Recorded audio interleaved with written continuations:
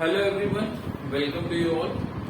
तो आज हमको मैकेनिक्स में एक नया पोर्शन देखना था, कोलिजन, राइट। कोलिजन देखिए, कोलिजन एक्चुअली एक नई तरीके की मैकेनिक्स के अंदर एक नई तरीके की प्रॉब्लम है। देखिए क्यों नई तरीके की प्रॉब्लम है, क्योंकि जनरली क्या होता है, जो भी मैकेनिक्स की प्रॉब्लम है they are solved by newton's laws of motion. मतलब आप कोई बॉडी लेते हैं, किसी एक बॉडी पे जो फोर्स लग रहा है उस फोर्स को according to second law of आपको F is equal to M equation लगा के आप उसका एक्सेलरेशन डिराइव करेंगे एंड एक्सेलरेशन से फिर आप अकॉर्डिंगली आप दूसरी इक्वेशंस लगा के आप उसके मोशन के बारे में बता सकते हैं, राइट। बट यहाँ पर एक प्रॉब्लम क्या आती है, यहाँ पर देखिए बॉडीज जब आपस में कोलाइड करती है, राइट। जैसे फॉर एग्जांपल अगर मैं बैट एंड बॉल का, ठीक है, बैट एंड बॉल एग्जांपल लूं, राइट, बैट एंड बॉल का एग्जांपल लूं, तो देखिए क्या होता है कि बॉल आएगी, स्ट्राइक करेगी बैट पे, ठीक है, और वापस चली जाती है, राइट। अब यहाँ पर देखिए, यहाँ पर क्या होता है, यहाँ पर एक फोर्स लगता है, बैट और बॉल के बीच में एक फोर्स आता है, ठीक है। अब देखिए ये फोर्स कौन सा होगा, फिलहाल आप भी समझते हैं ये क्या होगा, एक तरह का नॉर्मल रिएक्शन होगा, ठीक है। इस केस में फिलहाल अभी हमारा क्या होगा, ये एक तरीके का नॉर्मल रिएक्शन आएगा। बट द प्रॉब्लम इज कि ये जो नॉर्मल रिएक्शन आप फोर्स देख रहे हैं, ये ऐसा फोर्स है जो कि फिलहाल तो सबसे पहली चीज है कि ये it's acting for very very very very short period of time, बहुत ही कम समय के लिए लग रहा है। इसका मेजरमेंट ऐसे ही टफ होता है, राइट। आई मीन इसको मेजर करना ऐसे ही कॉम्प्लिकेटेड है, राइट। सेकेंड थिंग क्या है, first thing is that it is acting for very very short period of time. Second thing is कि ये कांस्टेंट भी नहीं है। अब मतलब समझ लीजिए जिस भी टाइम पीरियड में लग रहा है, first of all suppose delta T period में लग रहा है, ठीक है, डेल्टा टी है T1 से T2 के बीच, and this is very short. ये जो पीरियड है आपका पीरियड ऑफ एक्शन, ठीक है, period of action of force, ये आपका बहुत ही कम है, ठीक है। मैं बोल सकता हूं it is tending to zero, ठीक है, it is tending to zero, तो ये आपका बहुत ही कम है। अब इस इतने कम टाइम में आप किसी भी पैरामीटर को आपको मेजर करना, इट्स वेरी टफ टास्क, अपने आप में ही काफी कठिन है। सेकेंड थिंग क्या है कि ये फोर्स आपको भले लगे कि ये तो सिर्फ नॉर्मल रिएक्शन लगा और चला गया, लेकिन ये जो नॉर्मल रिएक्शन लग रहा है ये किसी एक मैग्नीट्यूड का नहीं है, ये टाइम के साथ साथ चेंज हो रहा है, ठीक है। जनरली जितने बॉडीज की हम एनालिसिस करेंगे, जनरली हमारे सिलेबस में जितने तरीके के क्वेश्चंस आ सकते हैं, आ तो बेहतर, बट बेसिकली आप जितने भी तरीके के मोस्टली आप क्वेश्चंस देखेंगे तो आपका मैग्नीट्यूड वेरी करेगा। बट ऐसी भी पॉसिबिलिटी हो सकती है जो कि अभी हम आगे देखेंगे, राइट, कि जिसमें मैग्नीट्यूड तो सेम रहेगा बट डायरेक्शन फोर्स का चेंज होगा, राइट। बट फोर्स है क्या, फोर्स इज अ वेक्टर, ठीक है। अब वेक्टर का मैग्नीट्यूड चेंज हो या फिर डायरेक्शन चेंज हो, मैं यही कहूंगा, बिकॉज वेक्टर के पास क्या होता है, मैग्नीट्यूड एंड डायरेक्शन। अब इसका मैग्नीट्यूड चेंज हो या डायरेक्शन चेंज हो, मैं यही बोलूंगा फोर्स इज ये वेरिएबल है, कांस्टेंट नहीं है। तो फर्स्ट ऑफ ऑल ये जो फोर्स लग रहा है, ये फर्स्ट ऑफ ऑल क्या है, बहुत कम समय के लिए लग रहा है, और दूसरा क्या है कि ये कांस्टेंट भी नहीं है, ये वेरी कर रहा है उस टाइम पीरियड में, राइट। और ऐसे फोर्सेस को, राइट, जो कि बहुत ही कम टाइम के लिए लगे और बहुत ही I mean it's acting for very very short period of time, ऐसे फोर्सेस को हम क्या बोलते हैं, इंपल्सिव फोर्सेस, ठीक है। ऐसे फोर्सेस को हम क्या बोलते हैं, इंपल्सिव फोर्सेस। अगर मैं इंपल्सिव फोर्सेस के बारे में लिखूं, इंपल्सिव फोर्स क्या होता है, the force that acts for a very very short period, ठीक है। The force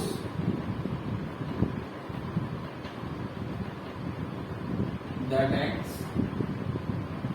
for a very very short period.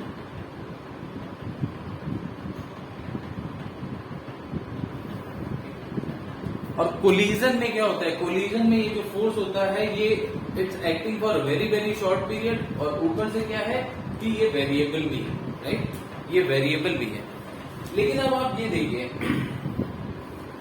कि it's acting for a very very short period. Short period का मतलब क्या है, शॉर्ट पीरियड का मतलब क्या हो गया, आप किसको शॉर्ट पीरियड कहेंगे, ठीक है, delta T tending to zero आप बोल सकते हैं, लेकिन ये किसी ना किसी, देखिए टाइम क्या है, time is a relative concept, एक तरीके का रिलेटिव कॉन्सेप्ट है, ठीक है, कि मतलब हमारे लिए अगर मैं देखूं तो हमारे लिए होता है 24 घंटे हमारे लिए 24 घंटे बहुत कुछ है, right, it's a very big day. लेकिन अगर मैं सोचिए इसको यूनिवर्स के कॉन्सेप्ट से देखूं, ठीक है, तो अर्थ के रिवॉल्यूशन के कॉन्सेप्ट से देखूं तो अर्थ एक रिवॉल्यूशन पूरा सन का पूरा करते है 365 इंटू 24, तो उसको देखते हुए एक दिन में अर्थ कितना चलेगी, बहुत कम, ठीक है, तो अर्थ के रिवॉल्यूशन को देखते हुए 24 घंटे बहुत कम है। तो time is a relative concept, ठीक है। तो हमको ये भी पता डिफाइन करना होगा कि the force that acts for a very very short period, तो वेरी वेरी शॉर्ट पीरियड हम किस पीरियड से इसको रिलेट करना है, जो जिसमें फोर्स एक्ट कर रहा है, हम किस पीरियड से रिलेट कर रहे हैं, तो हम इस पीरियड से रिलेट करना है जब देखिए आप जब बॉल को आता देखते हैं तो बॉलर ने जब बॉल फेंकी, राइट, आपने उस मूवमेंट से उस बॉल को देख लो, आप उस मूवमेंट से उस बॉल का मोशन ऑब्जर्व करना स्टार्ट कर देते हो, राइट, और उसके बाद क्या होता है, बॉल बैट पे आके हिट होती है, ठीक है, बैट्समैन हिट करेगा ball and ball will go somewhere till the fielders and, ठीक है, फील्डर के हाथ में जब पहुंचेगी तब तक आप इसको ऑब्जर्व करोगे।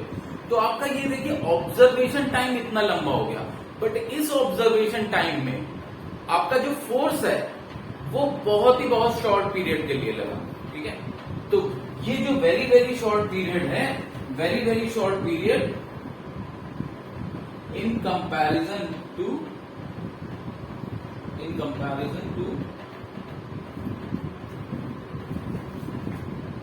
period of observation,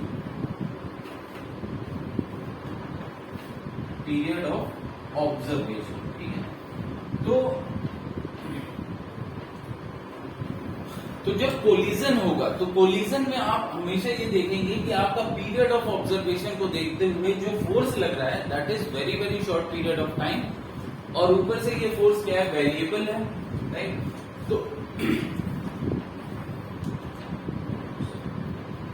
so that's why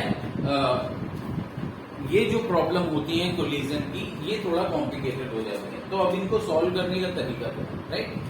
solve करने के तरीके से पहले हम देखिए थोड़ा सा इम्पल्सिव फोर्स एंड इम्पल्स के बारे में भी जानेंगे, ठीक है। तो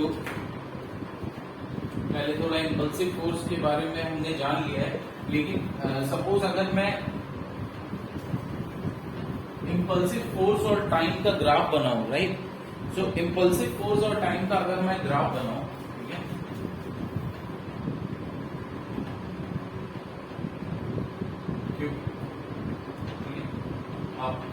मैं F से ही रिप्रेजेंट कर रहा हूँ, F5 भी लिख सकते हैं।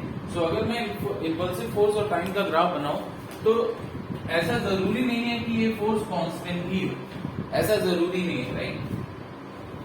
अब देखिए आपका पीरियड ऑफ ऑब्जर्वेशन कुछ भी हो सकता है, कितना भी लंबा हो सकता है, लेकिन जो फोर्स होगा that will act for very short time, ठीक है। अब देखिए जब सपोज आपकी बॉल आ रही है और बैट को जब हिट करेगी तो इनिशियली जैसे ही टच स्टार्ट होगा तो नॉर्मल रिएक्शन थोड़ा कम होगा, ठीक है, फिर धीरे धीरे ये देखिए ये इम्पैक्ट थोड़ा और ज्यादा बढ़ेगा, राइट, फिर ये क्या होगा, ये सेपरेट होना स्टार्ट कर देगा, तो नॉर्मल रिएक्शन फिर कम होने लगेगा, वही।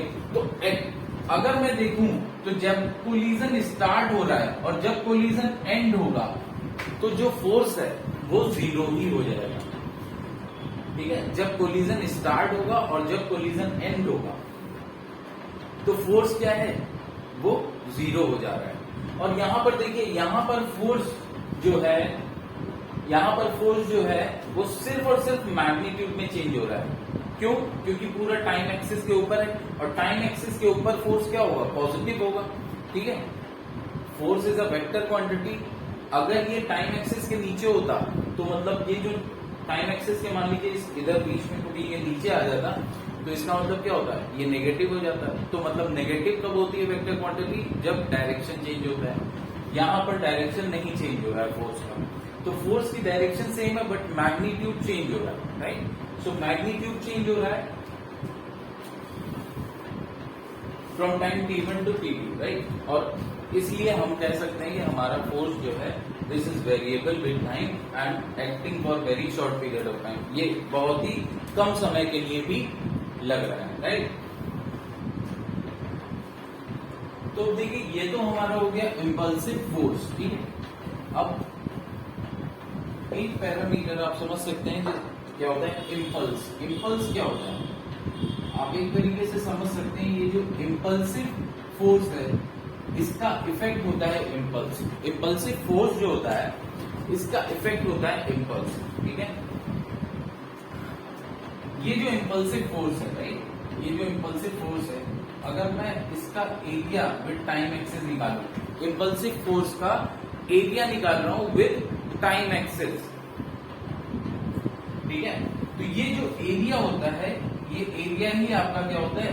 इम्पल्स। ठीक है, ये एरिया ही आपका क्या होता है? इम्पल्स। अब देखिए एफटी ग्राफ में एरिया क्या होगा? एरिया क्या होगा? एरिया आपका होगा एफ डी टी। ठीक है, एरिया आपका क्या होगा एफटी ग्राफ में? एफ डी टी होगा, राइट? वेक्टर क्वांटिटी है तो मैंने ये लगा दिया। अब अगर मुझे T1 से T2 के बीच में फाइंड आउट करना है तो टोटल एरिया क्या हो जाएगा विद द टाइम एक्सिस। ठीक है, इंटीग्रेट कर देंगे। ठीक है, वैल्यूज पुट कर देंगे T1 टू T2, राइट? ये फोर्स, मान लीजिए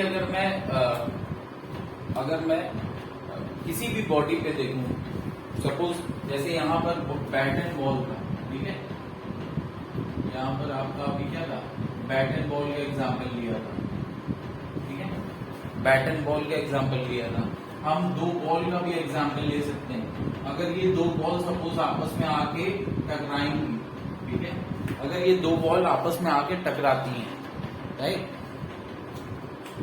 तो क्या होगा? तो जब टकराएंगी तो जो भी आपका इंपल्सिव फोर्स होगा, जब आपस में टकराएंगी तो जो भी आपका इंपल्सिव फोर्स होगा वो हर एक बॉल पे लगेगा, राइट? जो भी आपका इंपल्सिव फोर्स होगा वो हर एक बॉल पे लगेगा। तो अगर मैं अब किसी एक बॉल को या किसी एक पार्टिकल को सिर्फ, ठीक है, सिर्फ इस समय मैं जिस सिस्टम की बात कर रहा हूं उस सिस्टम में हमारे दोनों बॉल नहीं आ रही है। अभी फिलहाल सिर्फ मैं एक पार्टिकल या एक बॉल की बात कर रहा हूं, किसी एक बॉडी की बात कर रहा हूं। ठीक है, तो उसके लिए जो ये इंपल्सिव फोर्स होगा ये किसने लगाया होगा? सेकंड वाली बॉल ने। ठीक है, तो ये जो F होगा ये एक्सटर्नल फोर्स होगा। ठीक है, ये जो F होगा ये एक्सटर्नल फोर्स होगा। ठीक है, तो अब देखिए बाई सेकंड लॉ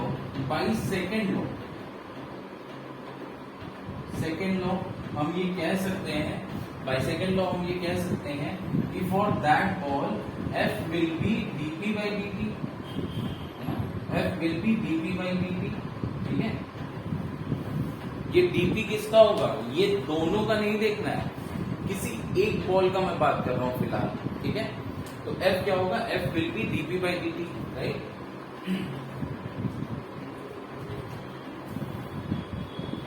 सो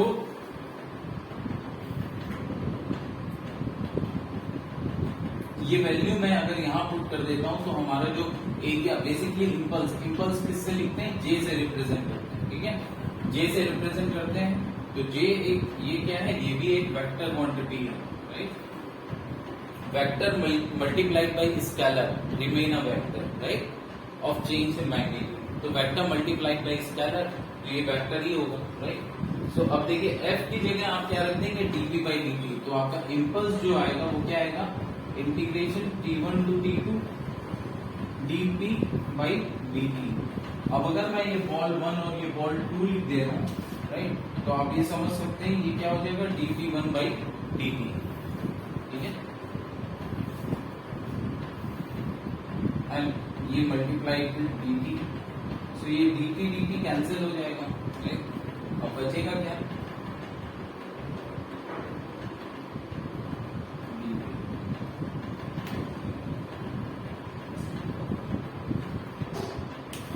तो अब आप यहां से देख सकते हैं कि ये क्या है, बेसिकली ये है P final minus P initial, तो जो आपका इम्पल्स आया, इम्पल्स क्या आया, इम्पल्स आया basically change in momentum, nothing else, right. Impulse क्या आएगा, इम्पल्स आएगा आपका change in momentum, right. But change in momentum कब, change in momentum of a particle जिसके ऊपर इम्पल्सिव फोर्स एक्ट कर रहा है, ठीक है। इम्पल्स भी आपका क्या है, इम्पल्स भी आपका चेंज इन मोमेंटम है, राइट। इम्पल्स आपका क्या है, चेंज इन मोमेंटम। याद रखना, impulse is not rate of change of momentum, rate of change of momentum नहीं है, rate of change of momentum तो इम्पल्सिव फोर्स होगा, ठीक है। लेकिन बात फिर वही आ जाती है कि ये rate of change of momentum यहां हम लोग देख नहीं सकते, क्योंकि इम्पल्सिव फोर्स में क्या होता है, फोर्स वेरी करता है, ठीक है। तो अब आपका क्या आएगा, आपका आ गया इम्पल्स क्या होता है, इम्पल्स क्या होता है, चेंज इन मोमेंटम, ठीक है। लेकिन ये चेंज इन मोमेंटम किसकी वजह से आया है, किसी एक इम्पल्सिव फोर्स की वजह से आया है, और इम्पल्सिव फोर्स के बारे में आपको पता है, राइट। तो अब अगर आपके पास क्वेश्चन आता है, आपको किसी बॉडी पे इम्पल्सिव फोर्स लग रहा है, राइट। अब उसकी वेलोसिटी पहले क्या थी, ठीक है। बॉल सपोज आपके पास, सपोज बॉलर ने इस स्पीड से बॉल फेंकी, सपोज यू स्पीड से बॉल फेंकी, right. And after hitting, after the batsman hitted it, ठीक है, ये v स्पीड से वापस जाने लगी, राइट। अब आपसे पूछा जाएगा व्हाट इज इम्पल्सिव फोर्स, ठीक है। तो अब आप इम्पल्सिव फोर्स कोई एक्सीलरेशन या m/a कुछ नहीं कर सकते, क्या है, कैसे निकालेंगे। बेसिकली अगर आपसे पूछा जाता है इम्पल्स, राइट, तो इम्पल्स आप कैसे निकालेंगे, इम्पल्स ही पूछा जाएगा इस केस में। Impulsive force is not easy to tell you, because impulsive force आपको मैंने बताया कैसा है, वेरिएबल होता है, right. Throughout the collision ये कैसा होता है, ये वेरिएबल होता है। तो ये अपने आप में इतना कॉम्प्लेक्स फोर्स है कि इम्पल्सिव फोर्स के बारे में नहीं पूछा जाता है, बट इम्पल्स के बारे में पूछा जाएगा। तो इम्पल्स क्या है, इम्पल्स है इनिशियल और फाइनल पोजीशन से आपको मतलब है। ड्यूरिंग द कोलिजन क्या हो रहा है, क्योंकि अभी हम देखेंगे कि कोलिजन को हम कैसे डिवाइड करके पढ़ते हैं। तो ड्यूरिंग द कोलिजन क्या हो रहा है, किसी एक पार्टिकल पे या एक बॉडी पे जो कि कोलिजन में इन्वॉल्व है, ठीक है। देखिए हम दोनों बॉडी को अगर यहाँ सिस्टम ले लेंगे तो प्रॉब्लम हो जाएगी, फिर ये इम्पल्सिव फोर्स जो F था ये इंटरनल फोर्स हो जाएगा, ठीक है। तो ये अभी फिलहाल एक बॉडी की एनालिसिस की है, जो दो बॉडी आपस में कोलाइड कर रही थी उनमें से एक बॉडी की एनालिसिस पे हमको ये मिला है। तो किसी एक बॉडी के बारे में अगर आपसे पूछा जा रहा है कि व्हाट इज द इम्पल्स, ठीक है, of the force on the ball, अगर ऐसे ये अगर आपको, तो आप नाउ इट्स क्लियर कि ये क्या होता है, this is P final minus P initial, ठीक है। हाँ, सेकेंड थिंग ये पूछा जा सकता है कि what is the average force, ठीक है, मतलब कि एवरेज फोर्स क्या होगा। एवरेज फोर्स का मतलब कि देखिए ये तो चेंजिंग नेचर का है, ठीक है। एवरेज फोर्स क्या होगा, एवरेज फोर्स सिमिलरली जैसे एवरेज वेलोसिटी बताते थे, राइट। तो average velocity different instantaneous velocity अलग अलग हो सकती है, लेकिन थ्रू आउट द मोशन, मतलब आपका स्टार्टिंग पॉइंट से एंड पॉइंट तक अगर आपकी एवरेज वेलोसिटी पूछी जाए तो वो एक ही होगी, जबकि हर एक इंस्टेंट पे अलग अलग वेलोसिटी हो सकती है, ठीक है। सिमिलरली यहाँ पे अलग अलग फोर्स है हर एक इंस्टेंट पे, लेकिन आपसे पूछा जा रहा है एवरेज फोर्स, तो क्या कोई एक ऐसा कांस्टेंट फोर्स हो सकता है जो कि सेम चेंज ला दे बॉल की स्पीड में, क्यों नहीं हो सकता, हमेशा हो सकता है, राइट। अभी एक वेरिएबल फोर्स था जिसने बॉल के मोमेंटम में कुछ इस तरीके का चेंज लाया, क्या हम उस बॉल पे कोई एक ऐसा कांस्टेंट फोर्स लगा सकते हैं जो ये सेम इफेक्ट दे दे, वो जो कांस्टेंट फोर्स आएगा, वही क्या हो जाएगा, वही आपका एवरेज फोर्स हो जाएगा। तो देखिए अगर मैं इस ग्राफ में देखूं तो इस ग्राफ में कोई भी कांस्टेंट फोर्स क्या होगा, एक सीधी लाइन होगी। इस ग्राफ में कोई भी कांस्टेंट फोर्स क्या होगा, एक सीधी लाइन होगी, राइट, एक सीधी लाइन होगी। अब देखिए अगर मैं उस लाइन को T1 और T2 से एक परपेंडिकुलर ड्रॉ करूं तो ये क्या हो जाता है, एक रेक्टेंगल बन जाता है। ये क्या हो जाता है, एक रेक्टेंगल बन जाता है। तो सपोज ये हमारा FAB है, एवरेज फोर्स की लाइन है, ठीक है। और अगर मैं T1 और T2 के बीच में एक परपेंडिकुलर ड्रॉ करूं तो ये देखिए एक रेक्टेंगल बना रहा है, ठीक है, ये एक रेक्टेंगल बना रहा है। अगर इस रेक्टेंगल का एरिया ये जो हमारा ब्लू कलर वाला शेडेड रीजन है, ब्लू कलर वाला जो शेडेड रीजन है, इस एरिया के इक्वल होगा तो मतलब क्या है, सेम इंपल्स मिला तो सेम इफेक्ट हो गया। तो ये वाला जो होता है ये हमारा एवरेज फोर्स होता है, ठीक है। तो अब देखिए इसमें बेसिकली आपको कैसे एवरेज फोर्स कैसे निकालना है। देखिए हमने इमेजिन कर लिया है, ये एक एवरेज फोर्स हमने इमेजिन कर लिया है जो कि सेम इफेक्ट देगा, कौन सा, जो ये दे रहा है, जो ये वेरिएबल फोर्स दे रहा है, ठीक है। तो ये एफ एवरेज हम कैसे निकालेंगे, क्योंकि ये दोनों एरिया सेम है और ये देखिए ये ब्लू कलर वाला एरिया क्या है, इंपल्स है। तो बस इसको आप पुट कर दो, इसको आप क्या पुट करोगे, J is equal to F average into T2 minus T1, तो यहां से एफ एवरेज आ जाता है, राइट। तो आप एवरेज फोर्स बता सकते हैं, लेकिन हर एक इंस्टेंट पे, क्योंकि ये इंपल्सिव फोर्स चेंज हो रहा है और टाइम पीरियड इतना कम है कि मेजरमेंट इज वेरी डिफिकल्ट। सो इसके कॉम्प्लेक्स नेचर की वजह से हम क्या कर सकते, हम यहाँ पर इंपल्स फोर्स नहीं बता सकते बट एवरेज फोर्स बता सकते हैं, राइट।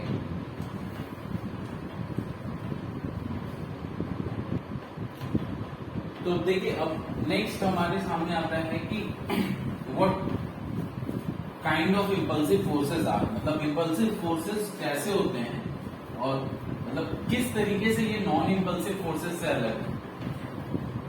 तो वो तो देखिए इम्पल्सिव फोर्सेस की डेफिनेशन आपने देख ली, लेकिन क्या कुछ ऐसा है कि कुछ फोर्सेस हैं जो कि इम्पल्सिव हो सकते हैं। जितने भी तरीके के हमने फोर्सेस पढ़े लाइक, और जितने भी तरीके के हम जानते हैं जैसे कि normal reaction, tension, friction, gravitational force, ठीक है।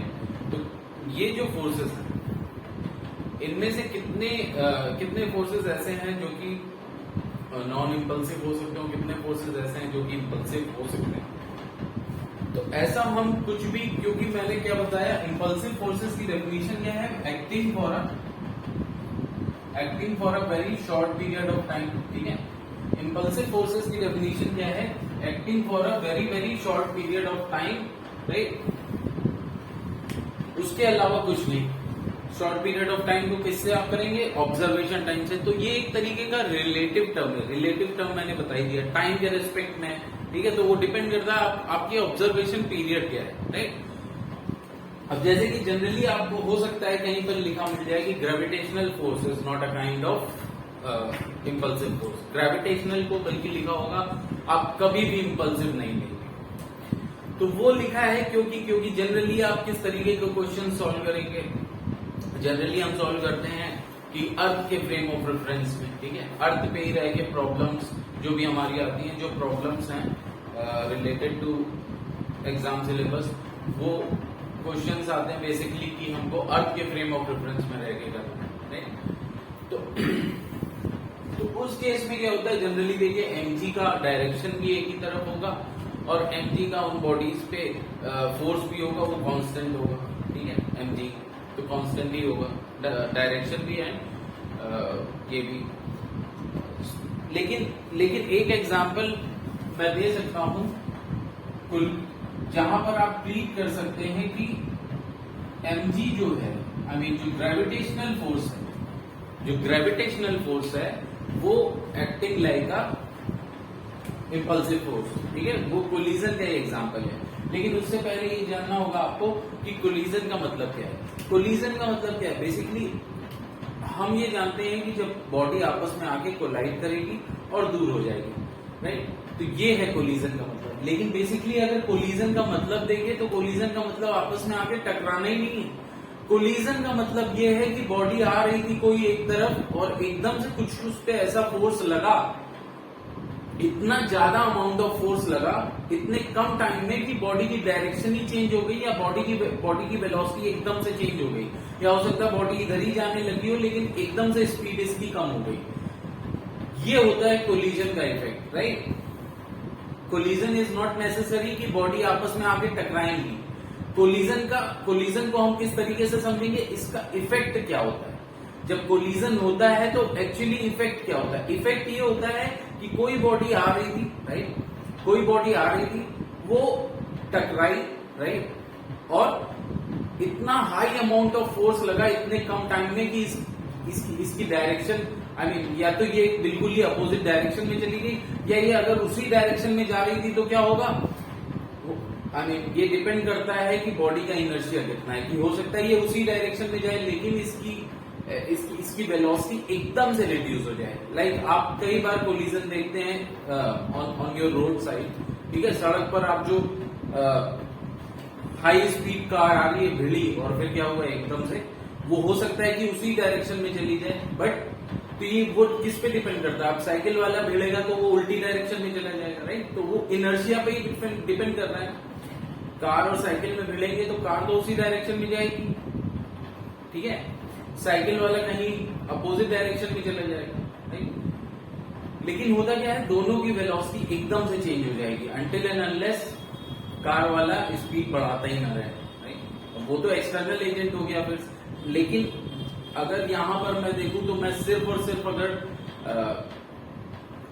कोलिजन की बात करूं तो फिर वो सब इफेक्ट को आपको नेग्लेक्ट करना है। सिर्फ और सिर्फ कौन सा फोर्स, जो कि इनके टकराने पे बीच में लगा, ठीक है, वो फोर्स ऐसा है जिसको हम बोलते हैं इंपल्सिव फोर्स, कि उसने इतना बड़ा चेंज ला दिया बॉडी के मोमेंटम में, राइट।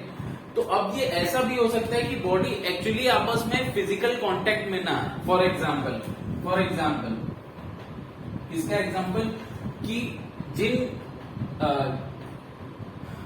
इवेंट्स को, ठीक है, जिन इवेंट्स को हम क्या ले सकते हैं, एज अ कोलिजन क्रिएट कर सकते हैं, लेकिन बॉडी वहां पर फिजिकली कांटेक्ट में नहीं आ रही है। जैसे कि रदरफोर्ड एक्सपेरिमेंट अगर आप सोचें, ठीक है, Rutherford experiment of finding nucleus, ठीक है। तो रदरफोर्ड ने जब न्यूक्लियस की खोज की थी तो क्या करा था कि बीटा पार्टिकल्स को भेजा था, ठीक है। तो बीटा पार्टिकल्स किनारे किनारे तो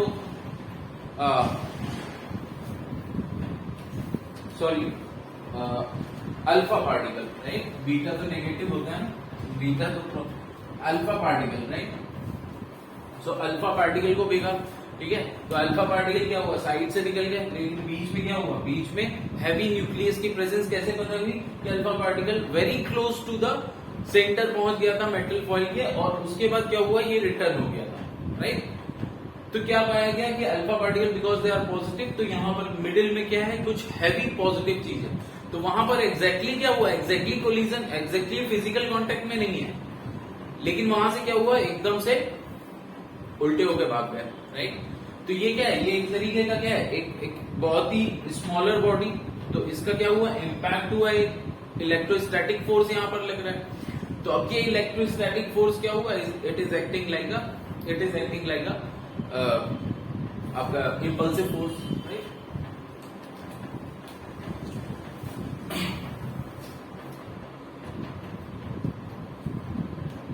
क्योंकि देखिए इलेक्ट्रोस्टैटिक फोर्स ऑल्दो आपका जो पूरा ऑब्जर्वेशन था पूरे में लग रहा था, लेकिन जो वो हैवी, लेकिन जैसे जैसे ये करीब जा रहा था तो क्या हो रहा था, जैसे जैसे ये करीब जा रहा था तो ये जो इलेक्ट्रोस्टैटिक फोर्स था इसका मैग्नीट्यूड बढ़ रहा था, बिकॉज जो इलेक्ट्रोस्टैटिक फोर्स होता है that is inversely proportional to R square. तो जैसे जैसे आर कम हो रहा है तो मैग्नीट्यूड बढ़ता जा रहा है, ठीक है, और एकदम से बिल्कुल हाईएस्ट पॉइंट पे पहुंचा और वापस फिर क्या हुआ, इसको किक बैक किया, जब ये वापस आने लगा तो क्या हुआ, लेकिन इनिशियली क्या है, इनिशियली ये पार्टिकल यहां तक क्यों पहुंच पाया, क्योंकि इसके पास बहुत हाई वेलोसिटी थी, राइट। सेकेंड एग्जाम्पल जिसमें हमारा ग्रेविटेशन को भी हम नहीं कह सकते कि ये जो है कांस्टेंट है, या हम ये कह सकते हैं कि ग्रेविटेशन भी हमारा क्या है, एक तरीके का इंपल्सिव फोर्स की तरह एक्ट कर रहा है। वो है हमारा स्लिंग स्लॉट, ठीक है, जिसको हम क्या बोलते हैं, स्लिंग स्लॉट क्या होता है बेसिकली? स्लिंग स्लॉट देखिए आपका स्लिंग स्लॉट इफेक्ट, राइट, इसको बोलते हैं स्लिंग स्लॉट इफेक्ट। इसमें क्या होता है बेसिकली, जो हमारे स्पेस प्रोब होते हैं, राइट, स्पेस प्रोब,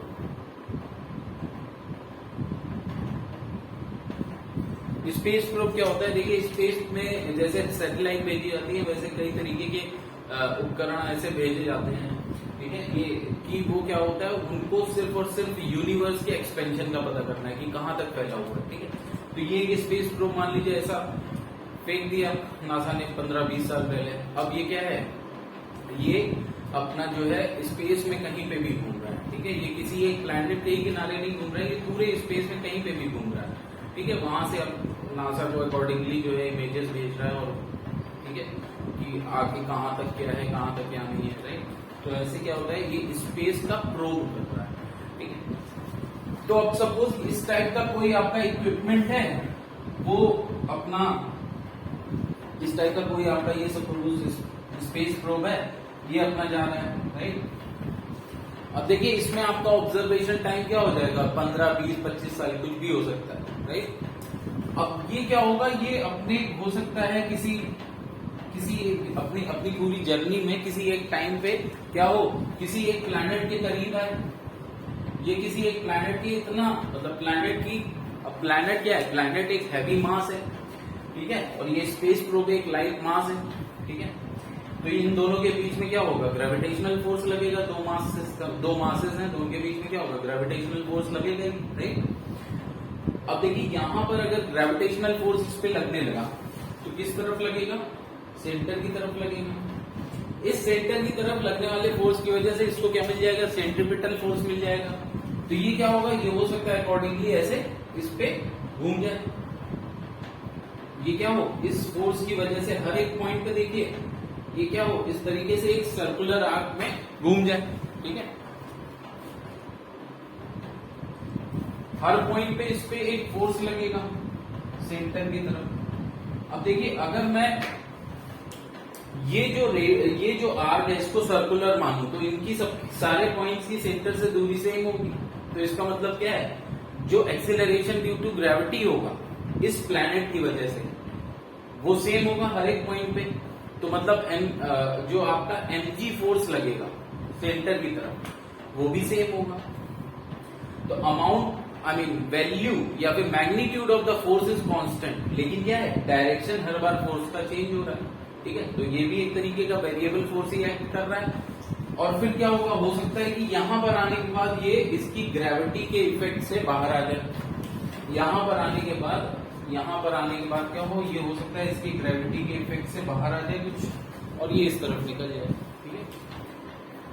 तो अब देखिए लेकिन क्या हुआ, इस स्पेस प्रोब के साथ क्या हुआ, इसकी डायरेक्शन में चेंज आ गया, वेलोसिटी में पता नहीं आया नहीं आया, राइट, लेकिन डायरेक्शन में एटलीस्ट हम देख रहे हैं कि चेंज आ गया, राइट। और वो किस वजह से आया, क्योंकि अगर मैं पूरे ऑब्जर्वेशन को देखूं तो उसमें हो सकता है कि इसको यहां से यहां जाने में 1 साल लग गया हो, लेकिन अगर पूरे ऑब्जर्वेशन को देखते हुए, पूरे ऑब्जर्वेशन टाइम को देखते हुए ये 1 साल भी क्या है, this is very very less period. अगर 25-30 साल में ऑब्जर्वेशन टाइम, राइट, तो ये एक रिलेटिव कॉन्सेप्ट हो गया। यहाँ पर क्या है, यहाँ पर mg फोर्स क्या है, is acting for a very short period of time, और इफेक्ट कैसा दे रहा है कि उसकी डायरेक्शन मतलब उसके पूरे मोशन में ही चेंज ला दिया, स्पेस प्रोब के पूरे मोशन में ही चेंज ला दिया, राइट। और कैसा मोशन में चेंज है, just like bat and ball effect, ठीक है, जैसे बैट बॉल पे इफेक्ट करता है। तो यहाँ पर अगर मैं देखूं जिसको मैं बोलता हूँ स्लिंग स्लॉट इफेक्ट, राइट, तो ऐसा कुछ भी आप नहीं कह सकते कि something is always acting as a non impulsive force and something is always acting as a impulsive force, right. तो अब जो हमारे बेसिकली जो प्रॉब्लम्स आती हैं तो उसमें हो सकता है हमारे पास कुछ एक तरीके के क्वेश्चंस आए कि कहां पर जो इम्पल्सिव फोर्स, ठीक है,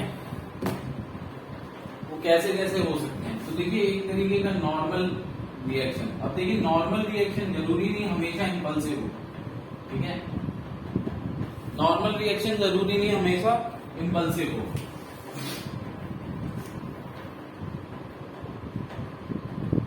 सपोज ये बॉल आके टकरा रही है, ठीक है? ये दो बॉल थी, एक थोड़ा बड़ी एक छोटी, ठीक है? ये दोनों आगे जा रही हैं। अच्छा ये कब टकराएंगी आपस में? ये तभी टकरा सकती है जब पीछे वाले की वेलोसिटी ज्यादा हो, आगे वाले की कम, तभी ये टकरा सकती है, ठीक है? अब ये जब भी टकराएंगी आगे, ठीक है, तो ये कुछ ऐसा बन जाएगा, कुछ ऐसा होगा, है ना?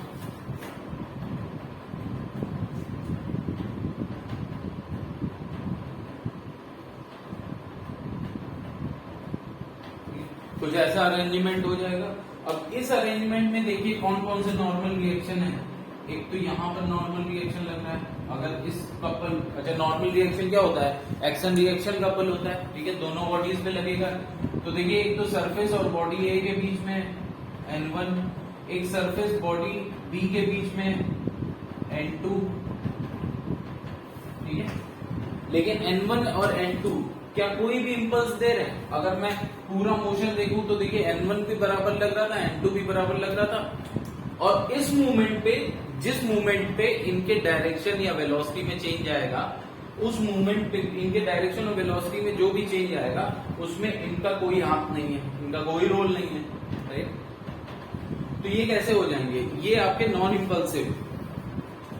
लेकिन यहां पर अगर मैं देखूं तो यहां पर भी एक फोर्स लगेगा जो कि हमारा कैसा है? इंपल्सिव, ठीक है? क्योंकि ये कॉन्टिन्यूअस भी नहीं, और इसी फोर्स की वजह से क्या होगा? वो इफेक्ट आ जाएगा जो भी इन दोनों की जो भी इन दोनों पे इंपल्सिव इफेक्ट आएगा इन दोनों पे, वो इस फोर्स की वजह से आएगा।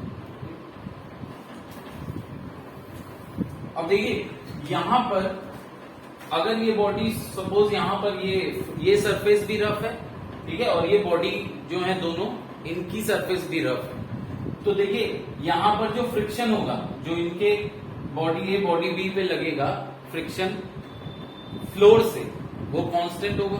तो मैं अगर ये बात करूं तो देखिए ये यहां पर कोई फ्रिक्शन लगेगा, राइट? इस सरफेस पे कोई फ्रिक्शन लगेगा, ठीक है? मैं एक्शन रिएक्शन के दोनों ही बना रहा हूं, ठीक है? तो इस सरफेस पे कोई फ्रिक्शन लगेगा, FR1 FR2, और जब ये कोलाइड करेंगे, तो यहां पर भी एक फ्रिक्शन आएगा,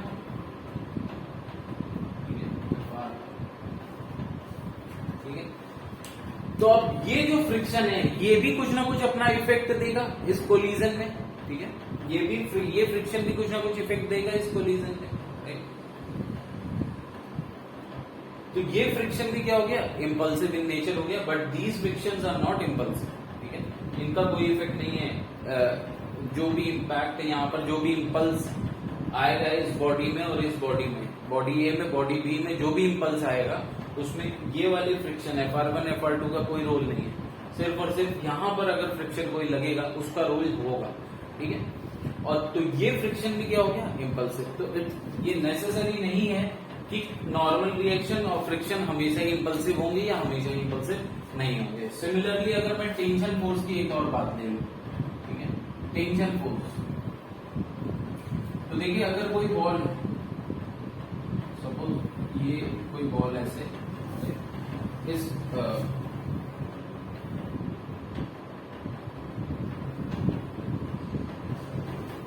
ये आपकी कोई बॉल है, और अगर मैं क्या करूं, सपोज पहला केस है कि ये वाली बॉल जाके इसको ऐसे हिट करती है, बॉल नंबर 1, ठीक है? बॉल नंबर 1 अगर जाके इसको इस तरीके से हिट करती है। अच्छा देखिए सबसे पहले तो यहाँ पर टेंशन क्या होगी? यहाँ पर टेंशन कुछ ऐसे होगी, ये थ्रेड है या फिर ये एक स्ट्रिंग है, ठीक है? स्ट्रिंग से एक कोई बिगर बॉल हमने लटका के रखी है, ठीक है? दूसरी बॉल हमारी क्या है? ये छोटी सी बॉल है जिसको मैंने इस पे इस पोजीशन पे हिट किया, ठीक है, बड़ी बॉल को मैंने छोटी बॉल से इस पोजीशन पे हिट किया। तो अब देखिए क्या होगा, यहां पर एक नॉर्मल रिएक्शन आएगा जो कि बॉल 1 बॉल बिगर बॉल पे लगाएगा। ठीक है, बॉल 1 जो है बॉल बी पे जो नॉर्मल रिएक्शन लगाएगा उसकी डायरेक्शन कुछ ऐसे होगी, मैं लिख सकता हूं N1B, मतलब बॉल 1 की वजह से बॉल बी पे जो फोर्स लगेगा नॉर्मल रिएक्शन वो कुछ इस डायरेक्शन में होगा। अब इस नॉर्मल रिएक्शन के दो कंपोनेंट हो जाएंगे, एक इस तरफ एक इस तरफ। ठीक है, N1BH N1BB। ठीक है, तो N1BH क्या है, टेंशन के परपेंडिकुलर डायरेक्शन में, जिस डायरेक्शन में टेंशन है उसके परपेंडिकुलर डायरेक्शन में। तो देखिए N1BH जो है इसको तो टेंशन फोर्स कुछ नहीं कर सकता, इसका तो टेंशन फोर्स, इसको तो टेंशन फोर्स क्या है, टेंशन फोर्स देखिए इस बॉल पे बिगर बॉल पे ऊपर की तरफ लग रहा है। तो ये जो ऊपर की तरफ टेंशन फोर्स लग रहा है ये हॉरिजॉन्टल वाली कंपोनेंट का तो कुछ नहीं कर सकता, जिसकी वजह से ये बॉल उधर चली जाएगी थोड़ा सा, लेकिन नीचे नहीं जा पाएगी। क्यों? क्योंकि ये N1BV जो है उसको कौन अपोज कर देगा, ये वाला टेंशन फोर्स। ठीक है, तो अगर बॉल ऐसे हिट कर रही है आके, तो ऑल दो इम्पैक्ट इंपल्सिव फोर्स यहां लग रहा है, इंपल्सिव फोर्स यहां लग रहा है, लेकिन बिकॉज ये वाली टेंशन इस इंपल्सिव फोर्स को रेजिस्ट करेगी, तो उस मूवमेंट के लिए ये टेंशन भी क्या होगी, ये टेंशन भी क्या होगी उस मूवमेंट के लिए, ये टेंशन भी आपकी इंपल्सिव फोर्स की तरह एक्ट करेगी। ठीक है, अब सपोज मैंने क्या किया होता है, इसे मैंने क्या किया होता, अगर हॉरिजॉन्टली मैंने मार दिया तो, अगर मैंने हॉरिजॉन्टली मार दिया तो बॉल को, तो देखिए हॉरिजॉन्टली अगर मैं मारूंगा तो जो रिएक्शन आएगी इस पर, इस बॉडी पे, वो देखिए हॉरिजॉन्टल होगी, उसका वर्टिकल कंपोनेंट होगा ही नहीं। तो अगेन इस केस में क्या होगा, फिर से ये टेंशन को मैं इंपल्सिव फोर्स की तरह नहीं मानूंगा उस मूवमेंट पे, जिस मूवमेंट पे कोलिजन हुआ उस मूवमेंट पे भी इसको मैं अगेन इस टेंशन को मैं इंपल्सिव फोर्स में नहीं काउंट करूंगा। ठीक है, क्योंकि पूरा का पूरा रिएक्शन, पूरा का पूरा जो इंपल्सिव फोर्स आया नॉर्मल रिएक्शन वाला वो हॉरिजॉन्टल आ गया, तो ये टेंशन अब इससे कोई मतलब ही नहीं, इसको अपोज कर ही नहीं पाएगा, तो फिर ये टेंशन हमारी क्या होगी, इंक्लूड नहीं की जाएगी। फिर से वही बात है कि अगर मैं यहां पे हिट ना करके मैं बॉल को इस तरफ हिट करूं, तो देखिए यहां पर फिर ये वाली जो बॉल है ये इस पर कुछ N1 फोर्स इस तरीके से लगा देगी, नॉर्मल रिएक्शन। ठीक है, नॉर्मल रिएक्शन कुछ ऐसे लगाएगी और ये इसका वर्टिकल कंपोनेंट चला जाएगा। हॉरिजॉन्टल वाले से देखिए कोई मतलब ही नहीं, हॉरिजॉन्टल वाले को तो ये अपोज करेगा ही नहीं, वर्टिकल वाले को भी इस बार ये अपोज नहीं कर पाएगा। क्यों? क्योंकि इस बार टेंशन भी ऊपर है और वर्टिकल कंपोनेंट भी ऊपर है, तो अब ये टेंशन रेजिस्ट ही नहीं कर पाएगी इसको, बल्कि इसका साथ देके इस बॉल को ऊपर उठा देगी। ठीक है, इसका साथ भी नहीं दे पाएगी, क्योंकि जैसे हल्का सा बॉल ऊपर गई तो ये स्प्रिंग क्या हो जाएगी, लूज हो जाएगी, और स्प्रिंग जैसे ही लूज होती है वैसे ही इसमें टेंशन जीरो हो जाती है। ठीक है, तो टेंशन रहेगी नहीं थोड़ी देर के लिए, तो एक तरह से इंपल्स का इफेक्ट हो जाएगा कि टेंशन जीरो हो गई for a small time, but हो जाएगी। राइट, तो अगेन ऐसे केस में मैं टेंशन को फिर से, तो यहां पर बेसिकली हमको ये समझना था कि जो इंपल्सिव फोर्स होता है ये एक रिलेटिव कॉन्सेप्ट है। ठीक है, और इसको हम किसी भी फोर्स को हम ये नहीं डिफाइन कर सकते कि ये इंपल्सिव है और ये नॉन इंपल्सिव है। कोई भी force according to the time and situation कोई भी फोर्स इंपल्सिव हो सकता है। राइट, बट जनरली अगर आप जनरली जो आप क्वेश्चंस करेंगे तो उसमें ग्रेविटेशन को हम जनरली क्या ले लेते हैं, नॉन इंपल्सिव। राइट, अब देखिए कोलिजन की प्रॉब्लम में अगर मैं हर एक बार देखने जाऊं कौन सा इम्पैक्ट इंपल्सिव फोर्स लग रहा है, राइट, उसका क्या इफेक्ट होगा, तो ये बड़ी कॉम्प्लिकेटेड हो जाएगी। राइट, तो अब देखिए इससे बचने के लिए हम जब भी कोलिजन टाइप के क्वेश्चंस करेंगे तो उसमें क्या होगा, उसमें इस पूरी प्रॉब्लम को हम डिवाइड कर लेते हैं 3 पार्ट में। राइट, उसमें इसकी ये प्रॉब्लम को हम क्या करते हैं, डिवाइड करते हैं 3 पार्ट। तो सपोज ये बॉल ए बॉल बी है, ठीक है, बॉल ए बॉल बी है, ये आके आपस में टकराएंगे, ठीक है। सपोज बॉल बी या बॉल 1 बॉल 2 मैं कर रहा हूं, ठीक है, U1 बॉल 2 U2, ठीक है। अब देखिए अगर इनको टकराना है तो देखिए ऑब्वियसली U2 क्या होगा, U2 लेस देन U1 होगा, क्योंकि अभी हमने क्या लिया है, एक एग्जांपल लिया है जिसमें ये आगे की तरफ जा रहा है, ठीक है। अब ऑब्वियसली इस एग्जांपल को लेके जो भी हम डेरिवेशन करेंगे उसमें क्या होगा, अब वैल्यूज को पुट करेंगे डिफरेंट साइन के साथ, ठीक है। तो मैं फिलहाल इस पे इसको वेक्टर फॉर्म में लिखूंगा, ठीक है। तो सपोज अब ये ऑब्वियसली U1 का मैग्नीट्यूड क्या होगा, U2 से ज्यादा होगा, तभी ये आपस में टकराएंगे, ठीक है। तो सबसे पहले तो जब ये है तो हमने क्या करा, हम अगर किसी एक बॉल को सिस्टम लेंगे तो फिर वही प्रॉब्लम आ जाती है कि उस बॉल पे फिर क्या होगा, एक इम्पल्सिव फोर्स लग रहा है, उसकी एनालिसिस करनी होगी। तो इसलिए हम क्या करेंगे, हम ये दोनों बॉल को अपने सिस्टम में मान लेंगे। तो अब हमारे सिस्टम में क्या है, बेसिकली हमारे सिस्टम में ये दोनों ही बॉल है, राइट। हमारे सिस्टम में क्या है, हमारे सिस्टम में ये दोनों ही बॉल है, राइट। ये रेड कलर बाउंड्री आपकी सिस्टम है, ठीक है। तो अब देखिए आप ये जानते हैं कि नेट एक्सटर्नल फोर्स, अगर मैं देख लूं यहाँ पर फ्रिक्शन विक्शन कुछ नहीं है, सब कुछ मैंने नेग्लेक्ट कर दिया है, तो नेट एक्सटर्नल फोर्स जब भी आपको कोलिजन की प्रॉब्लम आएगी, ठीक है, तो बॉल ऐसा ही कुछ होगा कि every other force is negligible, ठीक है। तो अभी अगर मैं बात करूं तो ये देखिए जब ये आपस में टकराएंगे ना, तो नेट एक्सटर्नल फोर्स इस पे क्या होगा, नेट एक्सटर्नल फोर्स 0, ठीक है। Net external force sigma F net F external जो है वो क्या है, 0, ठीक है। क्योंकि अब जो इम्पल्सिव फोर्स होगा वो क्या हो गया, इंटरनल फोर्स हो गया, तो उससे डील अब हमें करना ही नहीं है, राइट। तो अब तो मैं ये लिख सकता हूं, अच्छा ये होता क्या है, सिग्मा एफ एक्सटर्नल होता है अकॉर्डिंग टू सेकेंड लॉ। देखिए हम न्यूटन्स लॉज ऑफ मोशन का यूज करके ही ये क्वेश्चन सॉल्व कर रहे हैं, इस टाइप के क्वेश्चन हम न्यूटन्स लॉज ऑफ मोशन का ही यूज कर रहे हैं। So according to second law, लेकिन बस ये है कि आप F is equal to M A के हिसाब से नहीं करेंगे, आप क्या करेंगे, इस तरीके से करेंगे। सिग्मा एफ एक्सटर्नल अगर 0 है तो dp सिस्टम बाई dt ये क्या हो जाएगा, 0। dp सिस्टम बाई dt ये क्या हो जाएगा, 0 हो जाएगा। dp सिस्टम बाई dt 0 मतलब dp सिस्टम भी 0, change in momentum of the system भी 0 हो गया। डेल्टा पी सिस्टम 0 मतलब कि डेल्टा पी सिस्टम 0 मतलब कि पी फाइनल किसका, सिस्टम का, माइनस पी इनिशियल किसका, सिस्टम का, ये भी क्या हो गया, 0, ठीक है।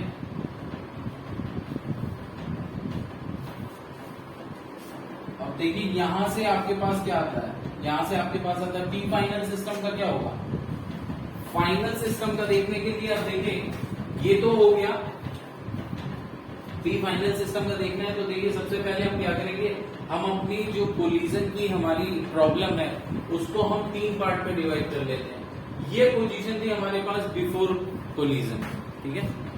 ये जो हमारा अरेंजमेंट था बॉडीज का, ये था हमारा बिफोर कोलिजन। तो सबसे पहले कोलिजन की प्रॉब्लम को एनालाइज करने के लिए हम इसके 3 पार्ट में डिवाइड कर रहे हैं, बिफोर कोलिजन, ड्यूरिंग कोलिजन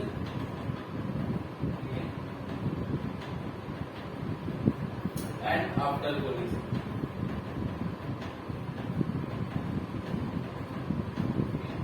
तो अब देखिए during collision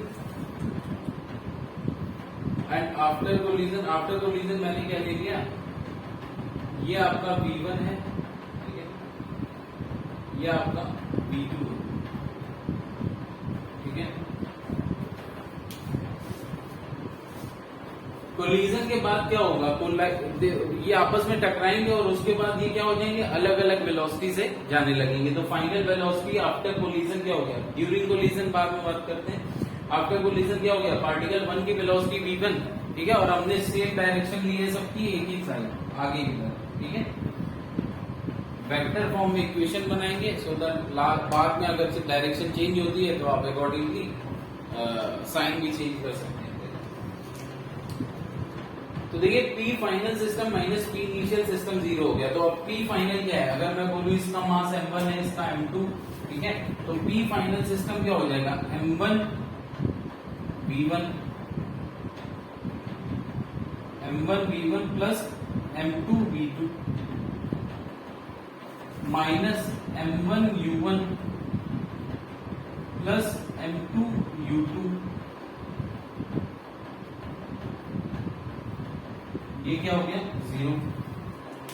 m1 u1 plus m2 u2 ये क्या होगा, P इनिशियल सिस्टम, मतलब जब सिस्टम का बिफोर कोलिजन जो था और सिस्टम का आफ्टर कोलिजन जो था वो था PF, ठीक है। तो PF system minus PI system, ठीक है। तो आपको यहां से क्लियरली क्या दिखता है कि सिस्टम का जो मोमेंटम है वो कांस्टेंट रहेगा। So m1 v1 plus m2 v2 is equal to क्या हो जाएगा, m1 u1 plus m2 u2। तो अब देखिए अभी तक हमने कोई भी कंडीशन नहीं लगाई है, कोई भी कंडीशन मतलब कि ड्यूरिंग कोलिजन क्या हो रहा है, ड्यूरिंग कोलिजन क्या हो रहा है, हमने ऐसी कोई भी कंडीशन नहीं लगाई है जो कि अब हम पुट करेंगे, ठीक है।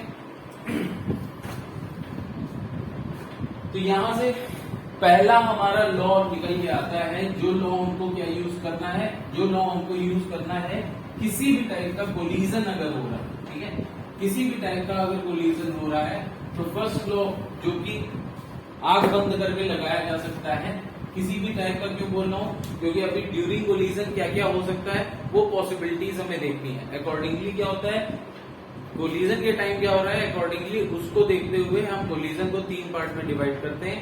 एक होता है इलास्टिक कोलिजन, एक इनइलास्टिक कोलिजन और एक परफेक्टली इनइलास्टिक कोलिजन, ठीक है। लेकिन अभी तक हमने नहीं डिवाइड किया, क्योंकि इसका मतलब क्या है, इसका मतलब है अभी तक हमने नहीं बात करी इन तीनों टाइप की, क्यों, और हमने क्या निकाला, हमने देख लिया कि कंजर्व मोमेंटम जो है हमेशा कंजर्व रहेगा सिस्टम का। तो इसका मतलब क्या है कि जो law of conservation of momentum है, ठीक है, तो फर्स्ट लॉ जो गवर्न करेगा कोलिजन की प्रॉब्लम को, that is a law of conservation of momentum of the system, ठीक है। तो अकॉर्डिंगली मैं लिख सकता हूं m1 u1 plus m2 u2 is equal to m1 v1 plus m2 v2। कुछ नहीं, अगर डायरेक्शन आपको सपोज कुछ अलग दिया है, डायरेक्टली आप पुट करिए। डायरेक्शन अगर आपका कुछ अलग भी दिया है तो डोंट वरी, डायरेक्टली आप वैल्यूज को पुट करिए साइन के साथ, ठीक है। साइन अपने अकॉर्डिंग मान लीजिएगा, साइन करने, राइट। अच्छा, अब नेक्स्ट लॉ क्या आता है, नेक्स्ट लॉ आता है यहां पर फिर से हमारे पास न्यूटन आ जाते हैं। न्यूटन ने किया कुछ एक्सपेरिमेंट, किस टाइप के, लेकिन न्यूटन ने किस टाइप के कोलिजन्स पे एक्सपेरिमेंट किया था वो जरूरी है पहले जानना, ठीक है। तो न्यूटन एक्सपेरिमेंटल लॉ आता है जो कि गवर्न करता है हमारी इस टाइप के क्वेश्चंस को, कोलिजन पे बेस्ड, ठीक। सो न्यूटन्स एक्सपेरिमेंटल लॉ, लेकिन ये न्यूटन ने एक्सपेरिमेंट है, एक्सपेरिमेंट से प्रूव, आई मीन एक्सपेरिमेंट पे डिपेंड करता है ये लॉ। तो वो एक्सपेरिमेंट न्यूटन ने कुछ एक पर्टिकुलर टाइप के कोलिजन्स पे किया। तो उसके लिए पहले हम टाइप ऑफ कोलिजन देखते हैं। टाइप ऑफ कोलिजन डिपेंड करता है कि ड्यूरिंग कोलिजन क्या हो रहा है इन दोनों बॉल के बीच में, ड्यूरिंग कोलिजन क्या हो रहा है इन दोनों बॉल के बीच में। अब देखिए कोलिजन क्या है, कोलिजन आप एक एग्जाम्पल इस तरीके से भी समझिए कि आपने देखा होगा कि आई मीन वो एक गेम होता है जिसमें बच्चे जंप करते हैं, राइट, और वो जो लेयर होती है वो काफी इलास्टिक, किसी इलास्टिक कपड़े की होती है, राइट, और उस पे जब बच्चे जंप करते हैं तो they rise again and they fall again, they rise again and they fall again, right. वो फिर अपने आप ही होने लगता है थोड़ा। उसमें बेसिकली हो क्या रहा है, उसमें बेसिकली क्या हो रहा है कि it's a kind of collision, ठीक है। मतलब सपोज जब बच्चा गिर रहा है आके उस पे, आई मीन जैसे ही वो उस पे उसको टच करता है, वहां से स्टार्ट हो जाता है कोलिजन। अब जो बच्चे की काइनेटिक एनर्जी थी, जो बच्चे की काइनेटिक एनर्जी थी, वो क्या हो रहा है, जैसे ही स्टार्ट हुआ, जैसे टच किया उसने सरफेस को, वो जो इलास्टिक सरफेस है, जैसे उसको टच किया, वो क्या होगा, फिर धीरे धीरे नीचे जाने लगता है। अब देखिए ये जो फोर्स है, ये जो इलास्टिक एनर्जी है, सॉरी, ये जो एनर्जी थी काइनेटिक एनर्जी बच्चे की, ये देखिए किसमें कन्वर्ट होने लगी, ये कन्वर्ट होने लगी इलास्टिक पोटेंशियल एनर्जी में, किसकी, सरफेस की। जो वो इलास्टिक जो भी कपड़ा या जो भी है, जो भी इलास्टिक मेम्ब्रेन जो भी है, जिस भी चीज की है, उसकी इलास्टिक पोटेंशियल एनर्जी होने लगती है ना। जैसे जब वो स्ट्रेच होगी तो उसमें कुछ पोटेंशियल एनर्जी आ जाएगी, राइट। इलास्टिक पोटेंशियल एनर्जी हमारा अभी next chapter work energy power में है, ठीक है, लेकिन उसकी कुछ पोटेंशियल एनर्जी होगी, ठीक है, तो वो पोटेंशियल एनर्जी में कन्वर्ट होने लगेगी। अब देखिए अगर ये मेम्ब्रेन के पास जो एनर्जी आई, उस एनर्जी को ये लूज ना करे इधर उधर कहीं, और पूरी की पूरी एनर्जी जितनी इसने बच्चे से ली उतनी उसको वापस कर दे, तो अब वापस जो बच्चा ऊपर की तरफ जाएगा तो क्या होगा, सेम काइनेटिक एनर्जी से जाएगा। ग्रेविटी एविटी के बारे में अभी भूल जाओ, नेग्लेक्ट करो, ठीक है। ग्रेविटी के, क्योंकि वो असली फिर क्या होगा कि वो अब आप सोचो कि ऊपर ही चलता चला जाएगा, सब भूल जाओ, सिर्फ आप कोलिजन को देखो। क्योंकि ग्रेविटी का फोर्स देखिए, ग्रेविटी जितना नीचे लाएगी और फिर जितनी वेलोसिटी देगी उसको, ग्रेविटी की वजह से ही आएगी ना, तो उस वेलोसिटी की अगर मैं बात करूं, जिस वेलोसिटी से इसने इम्पैक्ट स्टार्ट हुआ था, तो वापस जब ये मेम्ब्रेन उसको एनर्जी देगी, तो उस समय एटलीस्ट जब सरफेस पे होगा तो वापस उसके पास वो वेलोसिटी आ जानी चाहिए। तो मैं सिर्फ एनर्जी की अगर बात कर रहा हूं फिलहाल, तो जिस काइनेटिक एनर्जी से वो हिट करेगा और छोड़ते समय उस सरफेस को, सेम काइनेटिक एनर्जी उसके पास आ जाएगी। कब, जब वो जो इलास्टिक मेम्ब्रेन है वो अपनी पूरी पोटेंशियल एनर्जी उसको वापस कर दे, ठीक है। ऐसा वो तभी कर सकती है, ऐसा वो मेम्ब्रेन तभी कर सकती है अगर वो परफेक्टली इलास्टिक है। परफेक्टली इलास्टिक का मतलब क्या है, देखिए जो काइनेटिक एनर्जी बच्चे की थी उसकी वजह से उस सरफेस में कुछ डिफॉर्मेशन हुआ। अब जो परफेक्टली इलास्टिक होता है वो क्या होता है, डिफॉर्म भी हो जाएगा और वापस रीगेन भी कर लेगा अपनी ओरिजिनल पोजीशन। यही परफेक्ट इलास्टिसिज्म है, ठीक है। परफेक्ट इलास्टिक बॉडी क्या होगी, जो डिफॉर्म भी हो जाए फोर्स लगने पे और वापस रीगेन कर ले पूरी अपनी ओरिजिनल स्टेट को। और अगर वो वापस रीगेन करना चाहती है अपनी ओरिजिनल स्टेट को, तो जो भी उसकी पोटेंशियल एनर्जी उसने स्टोर की वो पूरी किसको दे देगी, उस बच्चे को, ठीक है। तो आई थिंक यहां से क्लियर है कि परफेक्ट कुछ होता नहीं, तो परफेक्ट इलास्टिक कोलिजन भी कुछ नहीं होगा, लेकिन थ्योरी पार्ट में हम समझ सकते हैं कि कुछ परफेक्ट इलास्टिक कोलिजन भी होता है। अब इवन ये समझिए कि अब वहां पर तो इलास्टिक मेम्ब्रेन है, लेकिन अगर दो मेटल बॉल आपस में टकरा रही हैं, दो मेटल बॉल अगर आपस में टकरा रही हैं, तो भी कुछ भी यहां पर अगर कुछ परफेक्टली इलास्टिक नहीं है तो परफेक्टली रिजिड भी कुछ नहीं है, तो कुछ ना कुछ इलास्टिक प्रॉपर्टी सॉलिड बॉडीज में भी होती है। अब ये डिपेंड करता है कि कोई बॉडी कम इलास्टिक है, कोई बॉडी ज्यादा इलास्टिक है, तो अकॉर्डिंगली क्या होगा, अकॉर्डिंगली उनके जो कोलिजन है उसमें लॉस ऑफ एनर्जी कम होगा, ठीक है। लॉस ऑफ एनर्जी किस फॉर्म में हो जाएगा भाई, कोलिजन हुआ, दोनों बॉडी डिफॉर्म होंगी, क्योंकि कोई भी बॉडी परफेक्टली रिजिड भी नहीं है, ठीक है, डिफॉर्म हुई, अब वापस वो ओरिजिनल स्टेट को रिगेन नहीं कर सकती, क्यों, क्योंकि परफेक्ट इलास्टिक भी नहीं है, ठीक है। तो अब ये सेकेंड केस, अगर हम मान के चलें ये परफेक्ट इलास्टिक, या अगर ये इलास्टिक कोलिजन है, अगर हम मान के चलें कि ये इलास्टिक कोलिजन है, तो ऐसा कब हो सकता है जब बॉडी परफेक्टली इलास्टिक हो। तो अगर ये इलास्टिक कोलिजन होगा तो जितनी एनर्जी डिफॉर्मेशन में गई उतनी एनर्जी रीगेन भी हो जाएगी बॉडी की इलास्टिक प्रॉपर्टी की वजह से। ठीक है, तो मैं बोल सकता हूं कि पहला जो केस है कैसा है, इलास्टिक कोलिजन का, right. So for the time being during collision क्या हो रहा है, उस पर डिपेंड करता है टाइप ऑफ कोलिजन। ठीक है, उस पर डिपेंड क्या करता है, type of collision. During collision second part of the problem, जिसको हमने सेकेंड पार्ट में हमने 3 पार्ट में किया है, सेकेंड पार्ट में किया है ड्यूरिंग कोलिजन। अब ड्यूरिंग कोलिजन क्या हो रहा है, वो उस पर डिपेंड करता है कि हमारा टाइप ऑफ कोलिजन कैसा है। तो टाइप ऑफ कोलिजन देखिए, टाइप ऑफ कोलिजन न्यूटन से एक्सपेरिमेंटल लॉ की बात थोड़ा बाद में कर लेते हैं। तो टाइप ऑफ कोलिजन की अगर मैं बात करूं तो पहला हमने देखा क्या, इलास्टिक कोलिजन। इलास्टिक कोलिजन, ठीक है। सो इलास्टिक कोलिजन क्या है, बेसिकली मैं बोल सकता हूं कि जो काइनेटिक एनर्जी होगी किसकी, सिस्टम की, अब वहां जो बच्चा उछल रहा था तो सिर्फ बच्चा ही था काइनेटिक एनर्जी में। ठीक है, मेम्ब्रेन में ऐसा कुछ वेलोसिटी आ नहीं रही थी, आ भी रही थी, बहुत कम टाइम के लिए आ रही थी, अगर उसको इंक्लूड करना करो। लेकिन उससे अगर समझना चाहो तो यहाँ पर समझिए कि ये दोनों बॉडी डिफॉर्म होंगी ड्यूरिंग कोलिजन, थोड़ा थोड़ा डिफॉर्म होंगी, और फिर वापस जब ये दूर जाने लगेंगी, किसकी वजह से जाएंगी दूर, क्योंकि दोनों पर अलग अलग इम्पल्स लगा, इम्पल्स पड़ा, आई मीन दोनों पर अलग अलग इम्पल्सिव फोर्स लगा है, जिसकी वजह से दोनों में इम्पल्स आया है, इफेक्ट, इम्पल्स इफेक्ट, राइट। तो इस वजह से वो वापस भी होने लगेंगी, मतलब दूर भी होने लगेंगी एक दूसरे से उस इम्पल्स की वजह से। तो जब दूर होने लगेंगी तो वो जो डिफॉर्मेशन हुआ था वो अब रीगेन करेगा अपनी ओरिजिनल स्टेट को।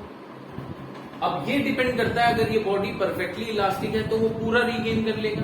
अब वो पूरा अगर रीगेन करेगा तो वो रीगेन तभी करेगा जब इसको पुश कर देगा, वो रीगेन तभी करेगा जब इसको क्या करेगा, पुश करेगा, और ये भी रीगेन तभी करेगी जब इसको पुश करेगी। मतलब ये जितना लॉस होगा काइनेटिक एनर्जी में ड्यूरिंग कोलिजन, आफ्टर कोलिजन ये क्या कर देंगे, एक दूसरे को उतनी ही काइनेटिक एनर्जी पे ले आएंगे, राइट। आफ्टर कोलिजन ये क्या करते हैं, अब डिपेंड करता है, वो डिपेंड करता है कि किसकी वेलोसिटी। मैं ये नहीं बोल रहा हूं कि ये u1 सेम हो जाएगा, v1 u1 सेम हो जाएगा, ऐसा नहीं बोल रहा हूं, बट मैं ये बोल रहा हूं कि जो सिस्टम की काइनेटिक एनर्जी है, भाई सिस्टम मैंने क्या माना, दोनों बॉडीज को, डिफॉर्मेशन यही कहीं बीच में हुआ, रीगेन भी यही कहीं बीच में हुआ। अब किसको ज्यादा मिली किसको कम मिली उसकी बात नहीं है, लेकिन टोटल एनर्जी हमारी क्या हुई, जो डिफॉर्मेशन की हुई थी, डिफॉर्मेशन में क्या आएगी, इलास्टिक पोटेंशियल एनर्जी आएगी, राइट। प्रॉपर्टीज ऑफ मैटर में हम पढ़ते हैं इलास्टिक पोटेंशियल एनर्जी आएगी। वो इलास्टिक पोटेंशियल एनर्जी वापस क्या हो रही है, कन्वर्ट हो रही है kinetic energy of the both the bodies में, राइट। तो ऐसे केस में सिर्फ इलास्टिक कोलिजन ऐसा है जहां पर हम लोग बोल सकते हैं कि kinetic energy is conserve, kinetic energy of system, ना कि किसी एक बॉडी की, of system is conserve. Total momentum, law of conservation of momentum is valid in any kind of collision. This is valid in any kind of collision. But kinetic energy of the system is conserved. ऐसा कब होगा, जब elastic collision होगा। लेकिन क्योंकि कुछ भी elastic होता नहीं, कुछ भी इलास्टिक होता नहीं परफेक्टली, तो क्या होता है, कुछ ना कुछ लॉस हो ही जाएगा डिफॉर्मेशन की वजह से, राइट। कुछ ना कुछ लॉस हो ही जाएगा। हाँ, कभी भी जो बॉडी है वो रीगेन नहीं करेंगी अपनी ओरिजिनल, अपनी ओरिजिनल काइनेटिक एनर्जी को, राइट। तो मैं बोल सकता हूं कि इस केस में क्या हो जाएगा, इस केस में there will be loss in kinetic energy, और ऐसे कोलिजन को आप क्या बोलेंगे, इन इलास्टिक कोलिजन।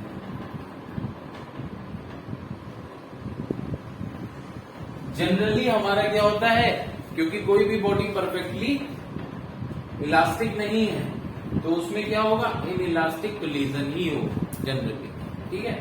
तो ये इन इलास्टिक कोलिजन बेसिकली आपका क्या हो गया, more general form of collision है, जनरली यही मिलेगा, ठीक है। तो इसमें आप काइनेटिक एनर्जी इज लॉस्ट ये लिख सकते हैं, kinetic energy of the system is lost during collision.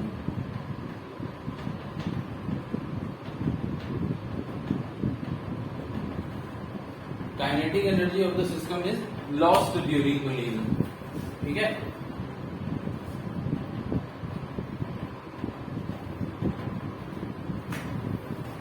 उसके बाद अब देखिए, अब ये आखिरी टाइप ऑफ कोलिजन क्या है। देखिए कुछ कोलिजन इस तरीके से भी हो सकते हैं, जैसे अगर इसके लिए मैं बेस्ट एग्जांपल लेना चाहूं तो मैं ले सकता हूं कि अगर सपोज दो मिट्टी की बॉल है, राइट, वेट क्ले बेसिकली गीली मिट्टी, राइट, वेट क्ले बॉल्स हैं, ठीक है ना, पूरी वेट ना हो कि खत्म ही हो जाए आपस में कोलाइड करके, है ना। आई मीन आप बहुत छोटा सा पार्ट उसका देखेंगे, क्योंकि बात यही है कि वो परफेक्टली इनइलास्टिक टाइप की है, राइट। तो इस वजह से क्या होगा कि डिफॉर्मेशन इतना हाई लेवल का हो जाएगा कि वो पूरा ब्रेक वहां पर क्या होता है, break down of the ball हो गया, खत्म। तो आप ये समझिए परफेक्टली इनइलास्टिक कोलिजन में क्या होगा कि जैसे ही ये दो बॉल्स आपस में कोलाइड करेंगे, या दो कुछ भी हो सकता है, पार्टिकल्स आपस में जैसे ही कोलाइड करेंगे, ये दो पार्टिकल्स क्या होंगे, फिर साथ साथ चलने लगेंगे, ठीक है। परफेक्टली इनइलास्टिक मतलब जो डिफॉर्मेशन हुआ वो बिल्कुल रिगेन नहीं हुआ, ठीक है। और ये क्या हुआ, जो डिफॉर्मेशन हुआ वो बिल्कुल भी रिगेन नहीं हुआ, और ये क्या हुआ, आपस में ही फिर तो दोनों क्या हो गए, चिपक के साथ में चलने लगेंगे, राइट। दो बॉल्स आपस में चिपक के साथ में चलने लगी, तो ऐसे कोलिजन को मैं क्या बोलूंगा, परफेक्टली इनइलास्टिक कोलिजन।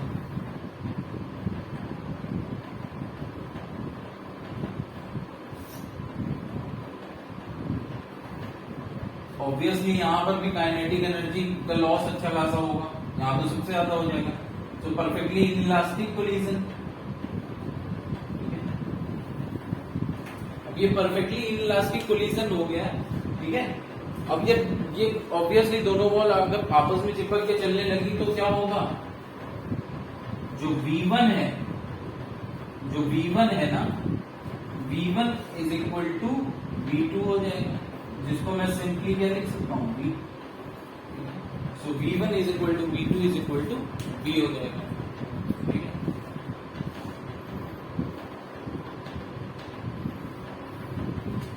तो जो न्यूटन ने जो एक्सपेरिमेंटल लॉ दिया, ठीक है, वो किसको लेके दिया, उसने काम किया इनइलास्टिक कोलिजन्स पर। ऑब्वियसली परफेक्टली इलास्टिक कुछ है नहीं, इलास्टिक कोलिजन बनाना पड़ता उस तरीके का एनवायरमेंट, एटमॉस्फेयर, ठीक है। इस पे भी परफेक्टली इनइलास्टिक में भी तो समथिंग विच इज परफेक्ट वो एग्जिस्ट ही नहीं करेगी, क्योंकि वो आइडियल है। तो इनइलास्टिक कोलिजन पे लेके जो है आफ्टर एक्सपेरिमेंट, ठीक है, न्यूटन का अपना एक्सपेरिमेंटल लॉ आया, ठीक है। ऑल्दो आया इसके लिए था, आया इनइलास्टिक कोलिजन्स को लेके किया, लेकिन that is valid for all the types of collision, ठीक है।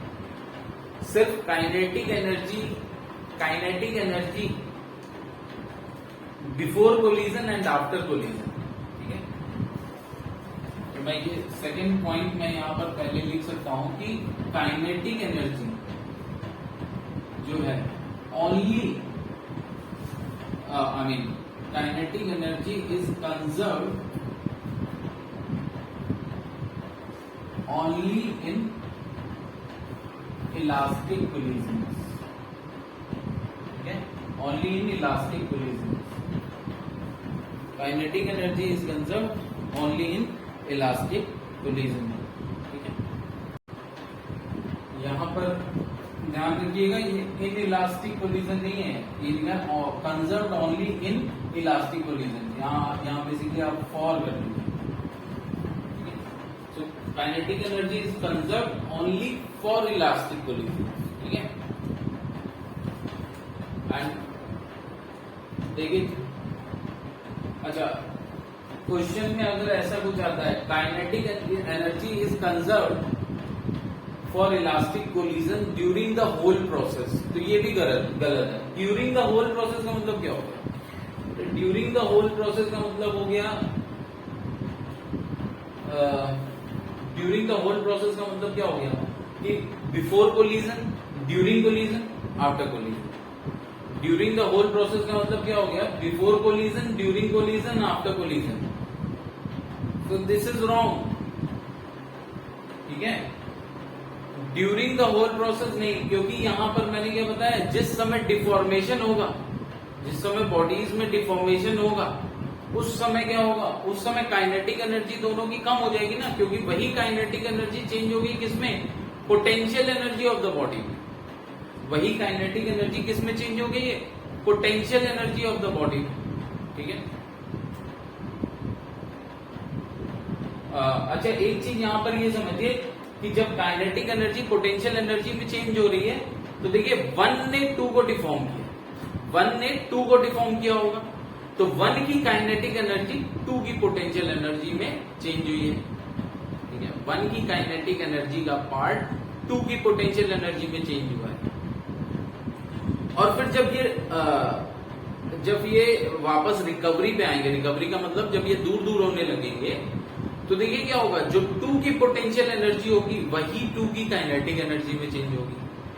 मतलब समझिए, जब ये आया और इसने इसको हिट किया सेकेंड बॉल को, तो 1 की काइनेटिक एनर्जी के पार्ट था जिसने 2 को डिफॉर्म किया, और 2 की काइनेटिक एनर्जी का पार्ट था जिसने 1 को डिफॉर्म किया, ठीक है। अब ये कितना डिफॉर्म हुई, वो इसकी पोटेंशियल एनर्जी में चला गया, ठीक है। ये कितना डिफॉर्म हुई, वो इसकी पोटेंशियल एनर्जी में चला गया, ठीक है। अब लेकिन ये बॉडी जब वापस अपना रीगेन करेगी शेप, तो इसकी जो पोटेंशियल एनर्जी थी वो इसकी काइनेटिक एनर्जी में चेंज हो जाएगी। तो एक तरह से बिफोर कोलिजन जो इसका पार्ट ऑफ काइनेटिक एनर्जी था वो इसके पास चला गया, और जो इसका पार्ट ऑफ काइनेटिक एनर्जी था वो इसके पास चला गया, ठीक है। तो V1 और V2 भले चेंज हो जाए, लेकिन टोटल एनर्जी आपकी जा रही सही। और during the collision kinetic energy दोनों बॉडी की कम होती है, राइट।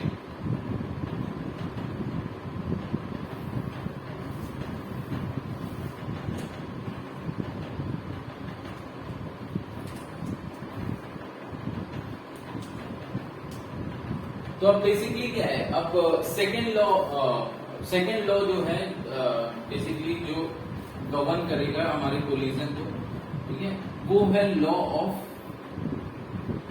आपको देखिए न्यूमेरिकल्स जब आपको सॉल्व करना है तो आपको क्या करना है, आपको पहला ये law of conservation of momentum पे फोकस करना है।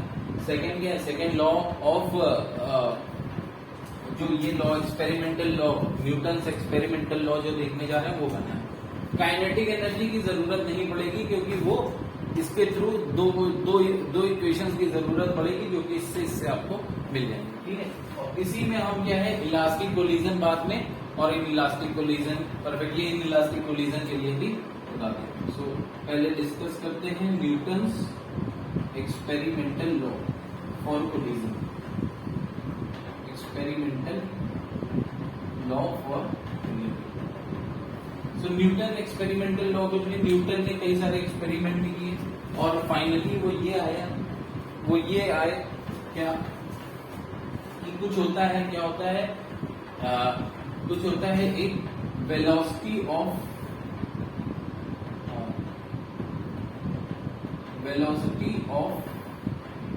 रेस्टिट्यूशन, या वेलोसिटी ऑफ सेपरेशन, बेसिकली उसको रेस्टिट्यूशन भी बोल सकते हैं। Velocity of separation upon velocity of approach. Restitution basically restoring the, जो आपका रेस्टिट्यूशन बेसिकली क्या होता है, वेलोसिटी ऑफ सेपरेशन देखिए रेस्टिट्यूशन के बाद आता है, जो हमने देखा था FT ग्राफ, ठीक है। तो ft ग्राफ में क्या होता है, जो हमारा इम्पल्स टाइम ग्राफ था बेसिकली, ठीक है,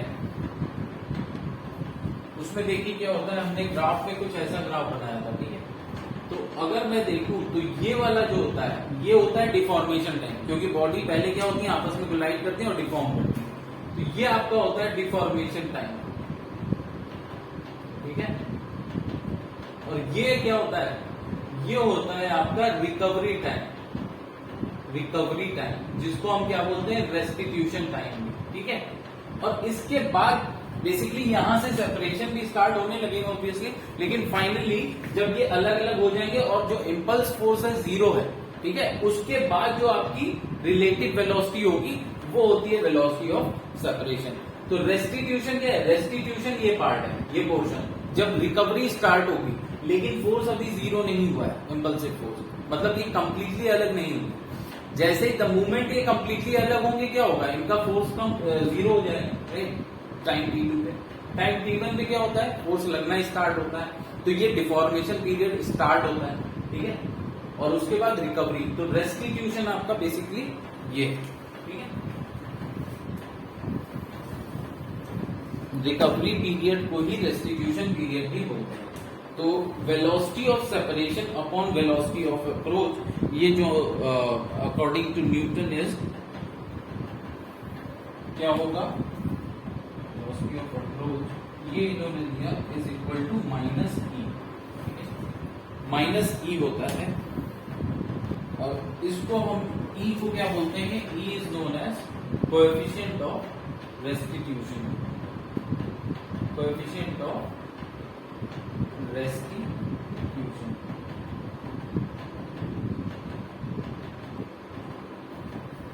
इसको हम क्या बोलते हैं, कोएफिशिएंट ऑफ रेस्टिट्यूशन।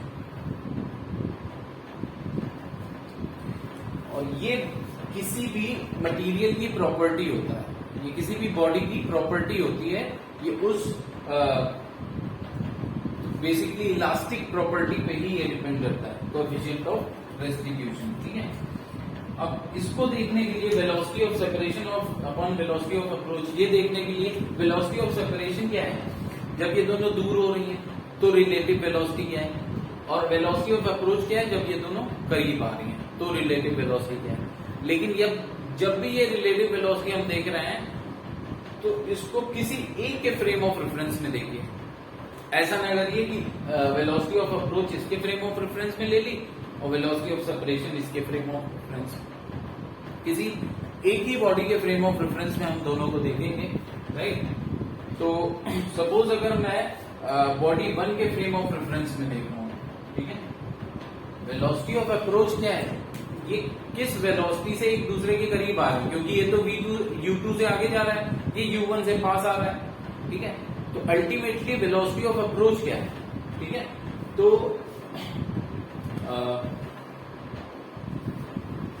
मैं अगर वेलोसिटी ऑफ अप्रोच और velocity of separation suppose body 1 के रेफरेंस फ्रेम में देख रहा हूँ, ठीक है, बॉडी 1 के रेफरेंस फ्रेम में, आप 2 के में देख सकते हैं, सेम आएगा। तो मैंने फ्रेम ऑफ रेफरेंस किसका लिया है, बॉडी 1 का। फ्रेम ऑफ रेफरेंस हम किसका ले रहे हैं, frame of reference of 1, body number 1, ठीक है। तो इसके लिए देखिए वेलोसिटी ऑफ सेपरेशन क्या होगा, बॉडी 1 पे आप बैठ जाइए, बॉडी 1 पे जब आप बैठ जाएंगे तो क्या होगा, ठीक है, बॉडी 1 पे आप जब बैठ जाएंगे तो ये रेस्ट पे आ जाएंगी, और बॉडी 2 को V2 ये मिलेगा, V1 ये मिलेगा, राइट। बॉडी 2 को V2 ये मिलेगा, V1 ये मिलेगा, ठीक है। तो मैं लिख सकता हूं कि वेलोसिटी ऑफ सेपरेशन क्या हो जाएगा, वेलोसिटी ऑफ सेपरेशन, देखिए सेपरेट तो तभी होगा जब ये बॉडी आगे जा रहा होगा, तभी सेपरेट होगा। इसका मतलब क्या है, V2 will be greater than V1, ठीक है। तो V2 will be greater than V1, तो वेलोसिटी ऑफ सेपरेशन क्या है,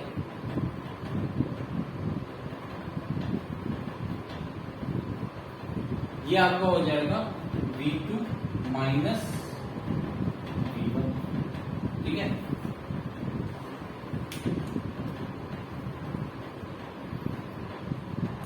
और अगर मैं अब वेलोसिटी ऑफ अप्रोच की बात करूं तो फिर से क्या करना है, इसी के फ्रेम ऑफ रेफरेंस में देखना है, राइट। तो अगर मैं इसी के फ्रेम ऑफ रेफरेंस में देखूंगा तो देखिए 1 फिर से रेस्ट पे आ जाएगा, ठीक है, 1 फिर से रेस्ट पे आ जाएगा और U2 आगे होगा और U1 इस तरफ होगा।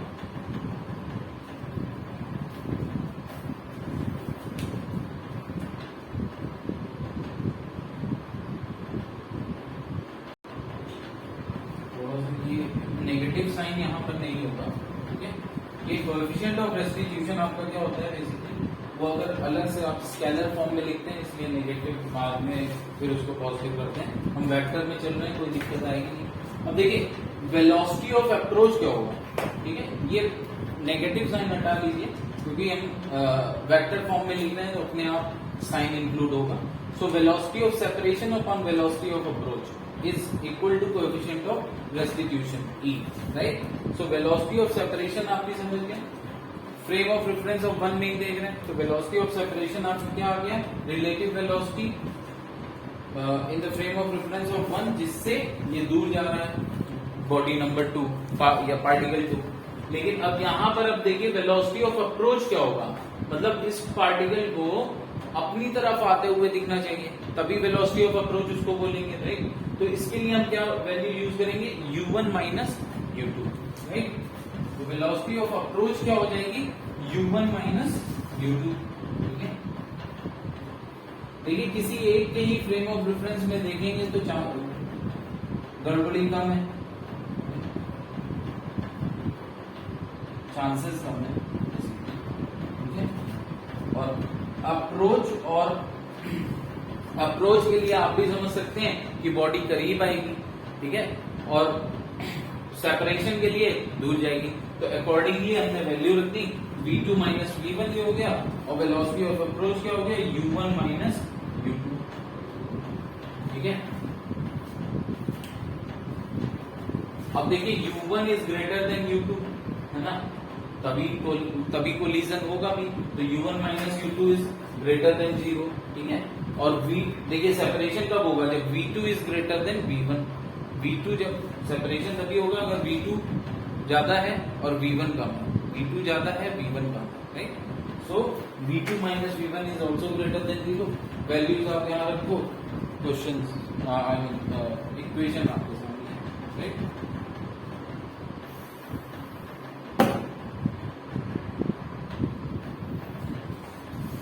देखिए अगर मैं जैसा कि कोएफिशिएंट ऑफ रेस्टिट्यूशन किस पे डिपेंड करता है, बॉडी की प्रॉपर्टी है, ठीक है, तो इलास्टिक प्रॉपर्टी पे ही डिपेंड करता है।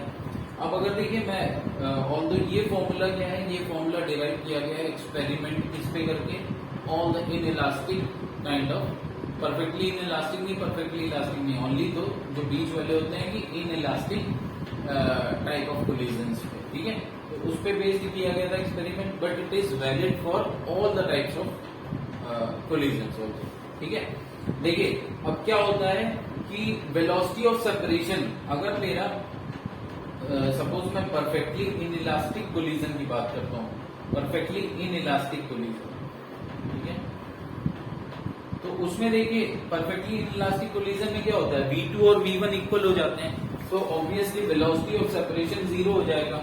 वेलोसिटी ऑफ सेपरेशन 0 हो जाएगा तो E की वैल्यू क्या हो जाएगी, 0 हो जाएगी।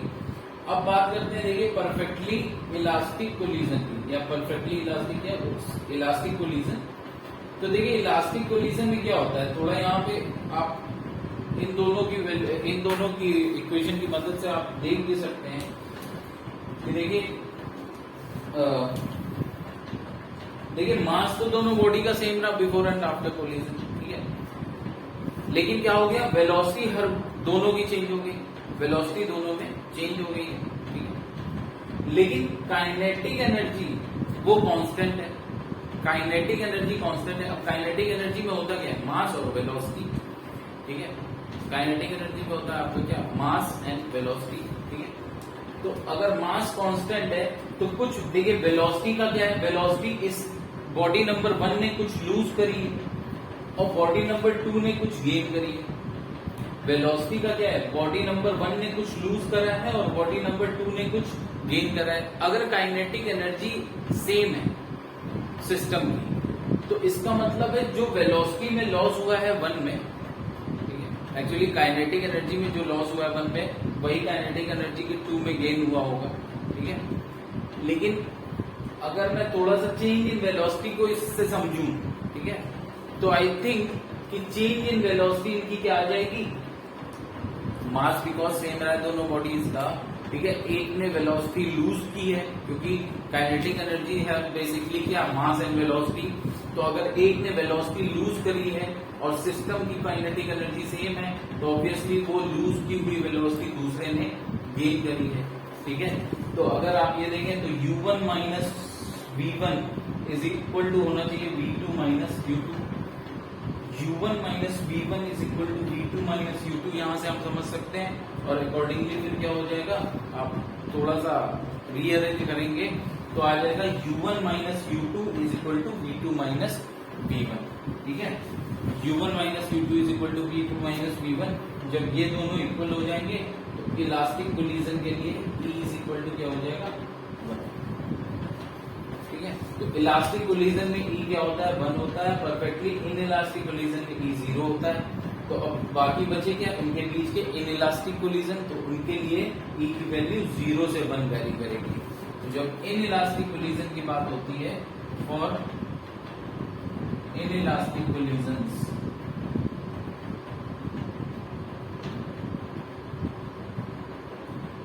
E जो होता है वेरी करता है 0 से 1 के बीच।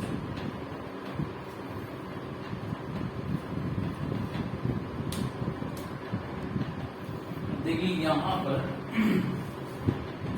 ये जो फॉर्मूले हैं, ठीक है, ये जो फॉर्मूले हैं इनमें v1 u1 और तो हमने देख लिया है, ठीक है। लेकिन यहाँ पे एक नोट जरूर है, ठीक है। यहाँ पर जो भी हमारे पूरे फॉर्मूले में v1 u1 v1 v2 u1 u2 ये है, तो this is important note.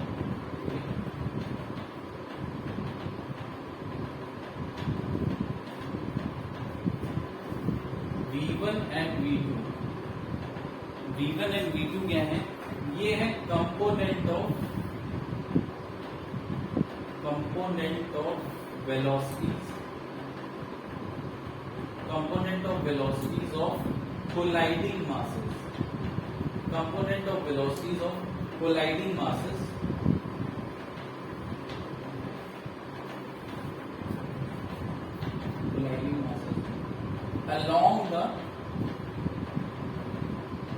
along the line of, basically अगर मैं देखूं तो देखिए जो कोलिजन हो रहा था, ठीक है, या फिर आप बोल सकते हैं line along the line of impulsive forces, जिसके अलोंग हमारे इंपल्सिव फोर्सेस लग रहे हैं, right.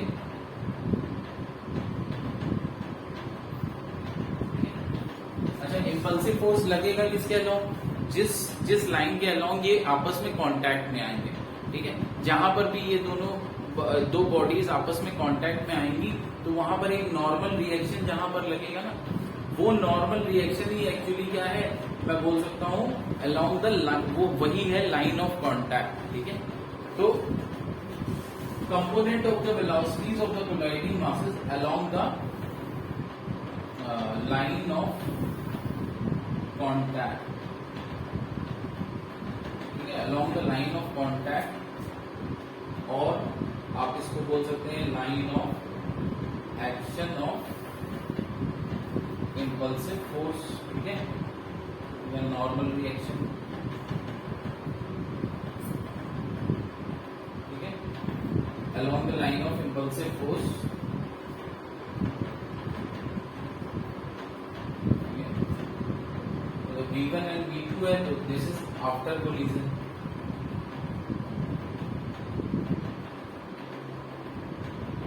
and u1 and u2 क्या हो जाएगा, u1 and u2 क्या हो जाएगा, this is component of velocities of colliding masses of the line of action of before collision, right.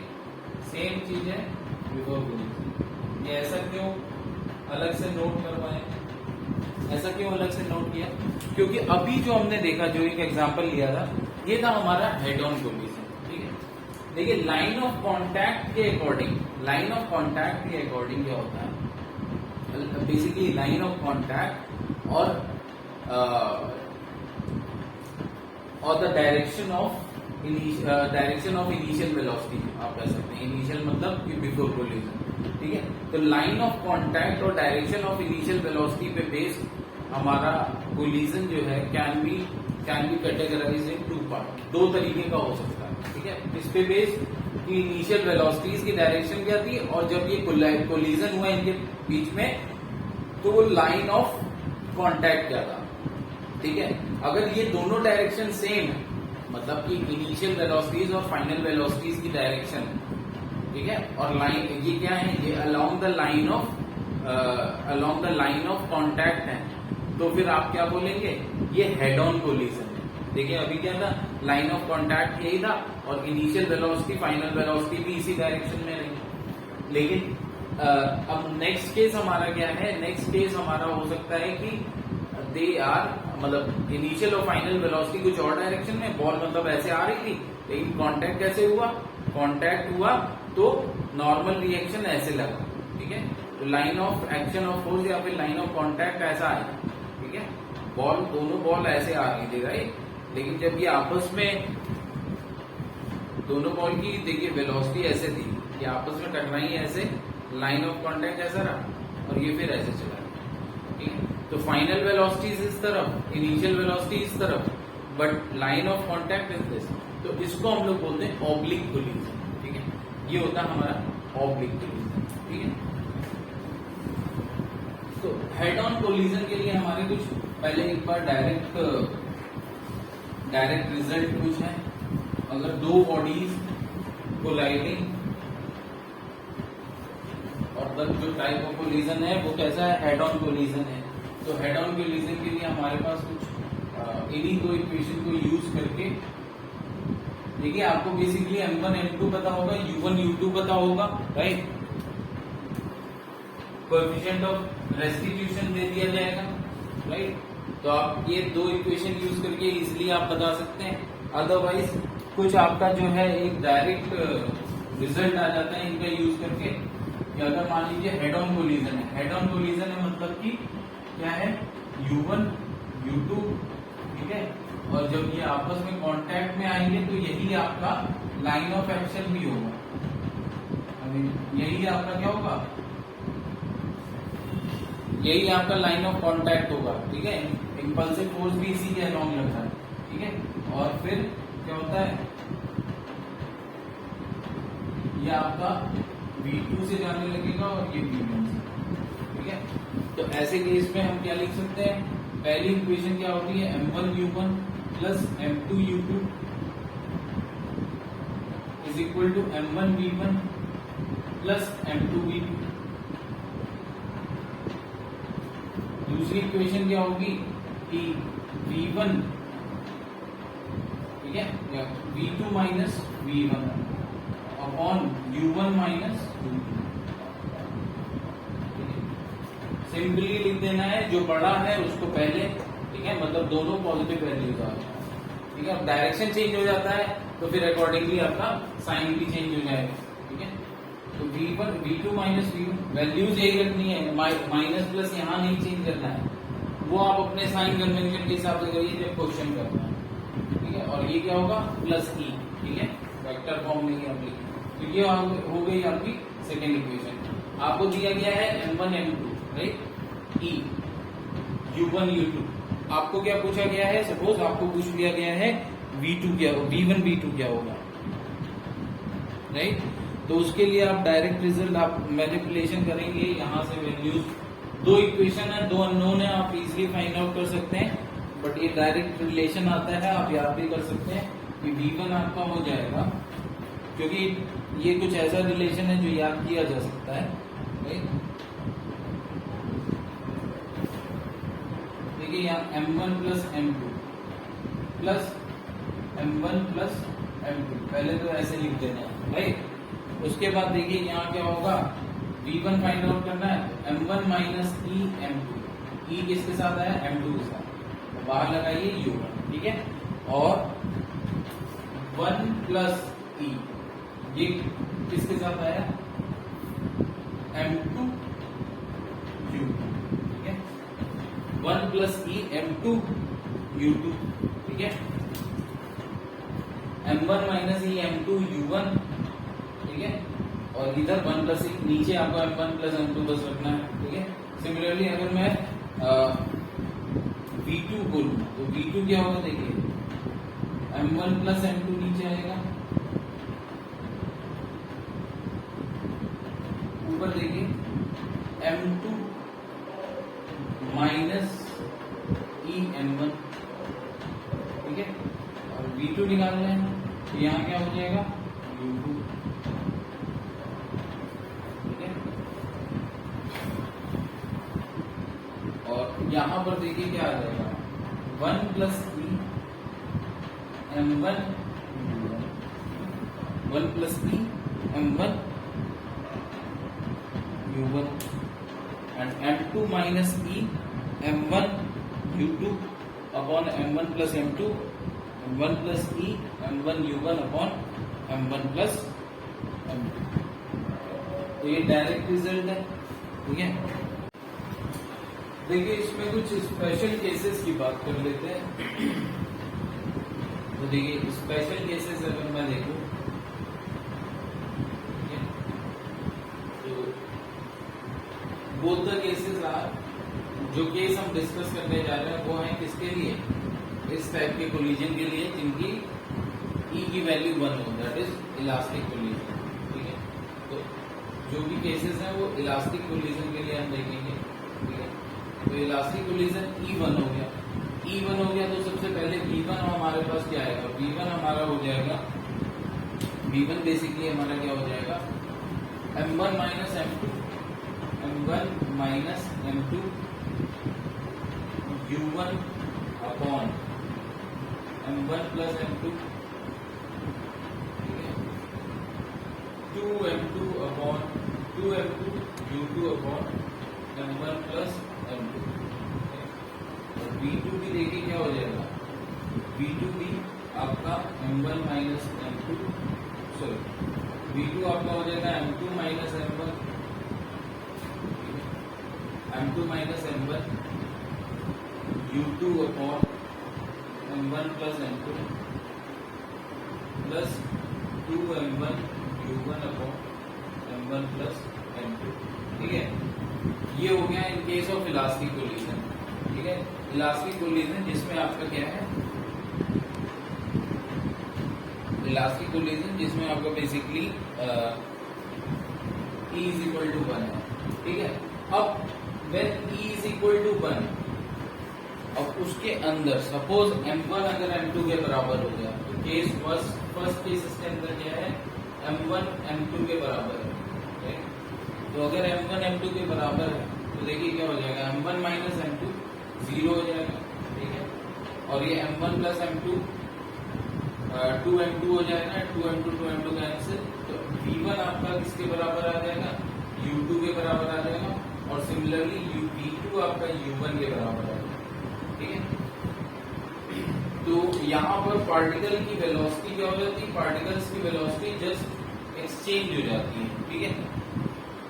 Second case क्या है इसमें, सेकेंड केस आप समझिए, सेकेंड केस है कि मैं ले रहा हूं कि M1 is very very greater than M2, M1 अगर M2 से बहुत ज्यादा है, ठीक है। तो देखिए मतलब कि आप कंपेयर करने के लिए आप सोच सकते हैं कि M1 is something 10 lakh, right, और M2 इज समथिंग 10, ठीक है।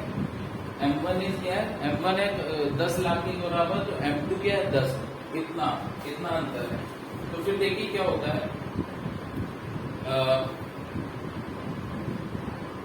देखिए इसमें क्या हो जाएगा, M1 माइनस M2, ये लगभग M1 के बराबर लिख सकता हूँ, M1 प्लस M2 भी लगभग M1 के बराबर लिख सकता हूँ, ठीक है।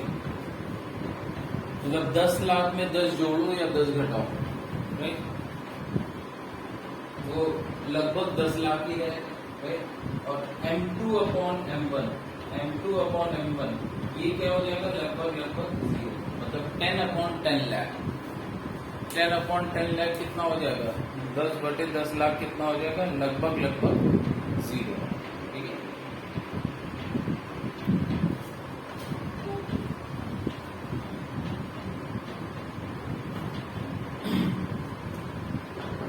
तो अगर मैं इस कंडीशन को अप्लाई करूंगा तो देखिए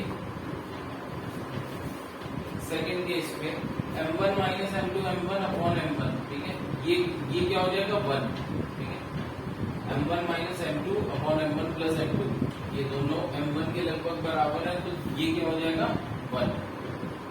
और देखिए m2 by m1 plus m2 ये क्या है, m2 बाई m1 ही अगर लगभग 0 के बराबर है तो m1 प्लस m2 तो और भी ज्यादा बड़ा हो जाता है, तो इसको हम नेग्लेक्ट कर सकते हैं, ये बहुत छोटी वैल्यू हो जाएगी। ठीक है, बचा क्या, v1 is equal to u1 आ जाएगा। तो इस केस में आपका क्या बनता है, इस केस में आपका बनता है v1 is equal to u1।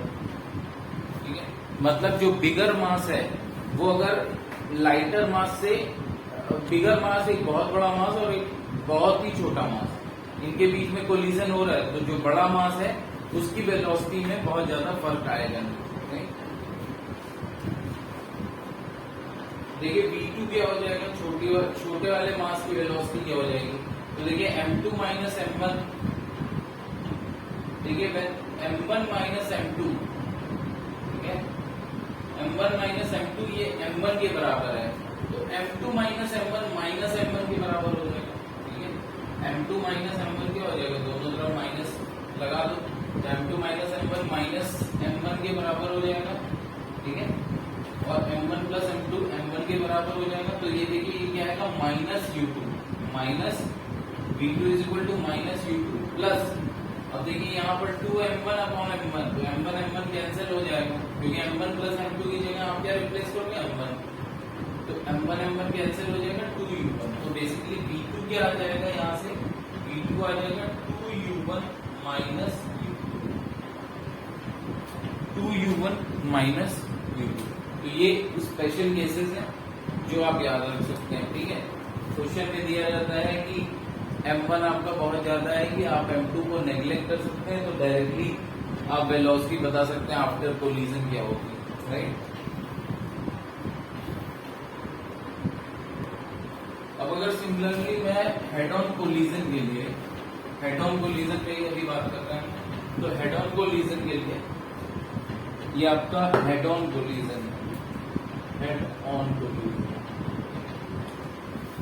Head on collision बता ही दिया है मैंने, जो आपकी लाइन ऑफ कांटेक्ट है उसी के अलोंग वेलोसिटीज, इनिशियल और फाइनल वेलोसिटी उसी के अलोंग, ठीक है, बिफोर कोलिजन और आफ्टर कोलिजन जो वेलोसिटी थी पार्टिकल की वो उसी के अलोंग। अब आते हैं चेंज इन काइनेटिक एनर्जी। ऐसे केस में चेंज इन काइनेटिक एनर्जी क्या होगी, तो पहले तो इलास्टिक बॉडी है तो 0 होगी, लेकिन अगर इलास्टिक कोलिजन, अगर इलास्टिक कोलिजन है, नॉट बॉडी, इलास्टिक कोलिजन है तो क्या होगा, 0 की चेंज इन काइनेटिक एनर्जी। लेकिन इन इलास्टिक कोलिजन है तो क्या होगा, चेंज इन काइनेटिक एनर्जी आपका होगा half m1 v1 square minus, या फिर बेटर है half m1 v1 square plus half m2 v2 square minus half m1 u1 square minus यानी plus half m2 u2 square. ठीक है,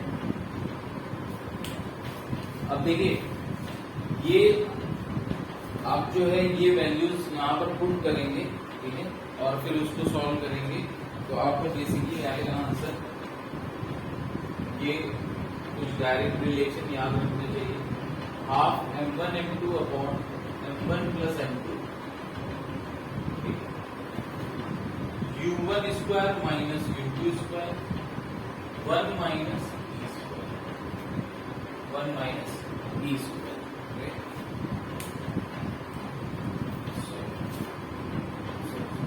ये आपका u1 माइनस u2 का whole square, u1 minus u2 का whole square 1 minus e square. ठीक है, अब देखिए इलास्टिक कोलिजन के लिए क्या होगा, E इज इक्वल टू 1 हो जाएगा, ई जैसे ही 1 हुआ ये पूरा एक्सप्रेशन 0।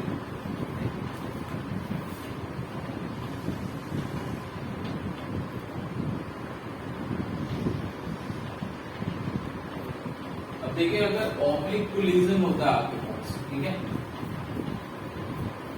तो हमारा जो बेसिक जो हमारे दो लॉ हमने देखे to govern collision, law of conservation of momentum of experimental law, ठीक है, तो वही अप्लाई होने हैं। लेकिन वहां पर एक बात कही थी कि V1 V2 और U1 U2 का क्या है, ठीक है, तो बस उनको हमको ध्यान रखना है जब भी हमारा क्या हो रहा है ऑब्लिक कोलिजन। किस टाइप का है कोलिजन हमारा है ऑब्लिक कोलिजन, राइट।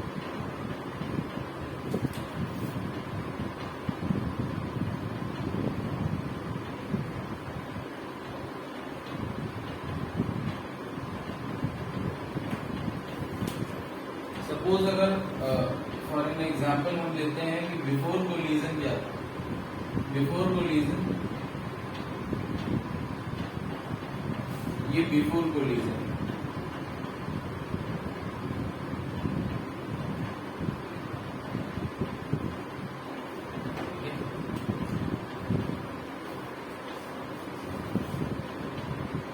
तो ये U1 है और ये U2 है, ठीक है। मान लीजिए ये जो हॉरिजॉन्टल से एंगल है, जो हॉरिजॉन्टल से एंगल है इसका, ये θ1 है और ये θ2 है। सपोज ये जब कोलाइड करते हैं तो इनका लाइन ऑफ कांटेक्ट हॉरिजॉन्टल है। जब ये कोलाइड करेंगे तो इनका लाइन ऑफ कांटेक्ट क्या है horizontal, line of contact x axis है, ठीक है, हॉरिजॉन्टल। फिर उसके बाद ये कुछ ऐसे सेपरेट होते हैं after collision, after collision suppose V2 ये है, ठीक है, और इसका हॉरिजॉन्टल से एंगल है अल्फा,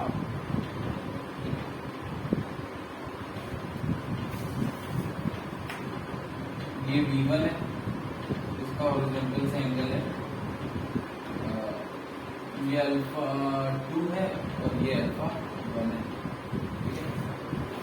ये कुछ इस तरीके का कोलिजन हो रहा है, ठीक है। तो देखिए initial velocities, line of action और line of action of impulsive force horizontal है, मतलब contact, line of contact horizontal है, और इनिशियल वेलोसिटीज अलग डायरेक्शन में, हॉरिजॉन्टल नहीं, फाइनल वेलोसिटीज भी अलग डायरेक्शन में, ठीक है। तो अब थोड़ा सा बस ध्यान रखना है कि जब आप law of conservation of momentum लगाएंगे, law of conservation of momentum,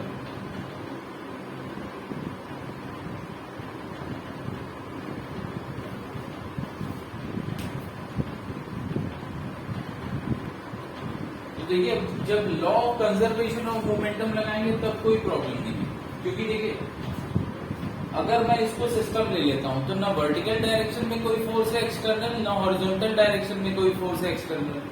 अगर मैं इसको पूरे को सिस्टम ले लेता हूं तो ना वर्टिकल डायरेक्शन में कोई एक्सटर्नल फोर्स है, ना हॉरिजॉन्टल डायरेक्शन में कोई एक्सटर्नल फोर्स है, ठीक है। तो आप सिंपली इसके लिए ऐसे लिख सकते हैं M1U1, ठीक है, प्लस M2U2, ठीक है, is equal to M1V1। Momentum वाली इक्वेशन लिखने में यहाँ कोई इश्यू नहीं, ठीक है। या अब अगर आप U1 को वेक्टर फॉर्म में अलग अलग लिखना चाहते हैं या हॉरिजॉन्टल के लिए अलग, वेक्टर के लिए अलग, ठीक है, तो आप ये भी लिख सकते हैं M1U1 cos θ1, ठीक है, M1U1 cos θ1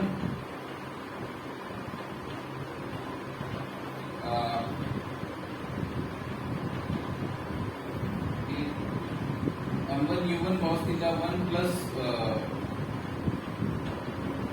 तो अगर मैं फिर अकॉर्डिंगली पॉजिटिव नेगेटिव लीजिए या आई कैप जे कैप कर दीजिए, ठीक है। तो M1U1 cos θ1 I cap plus minus U1 sin θ1 J cap minus U1 sin θ1 J cap plus M2U2 cos theta 2, लेकिन ये इस तरफ होगा तो माइनस का आई कैप, ठीक है, माइनस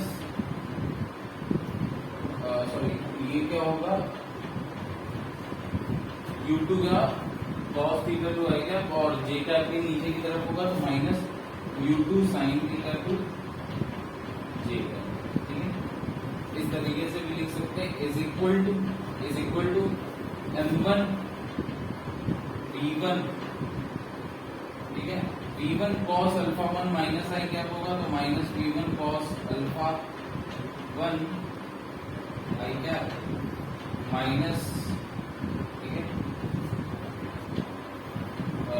देखिए v1 का भी जे कैप नीचे की तरफ है तो माइनस v1 साइन अल्फा 1 जे कैप, ठीक है, प्लस m2, और v2 क्या है आपका, v2 है आपका v2 cos alpha 2 I cap minus v2 sine alpha 2 J cap, v2 cos alpha 2 I cap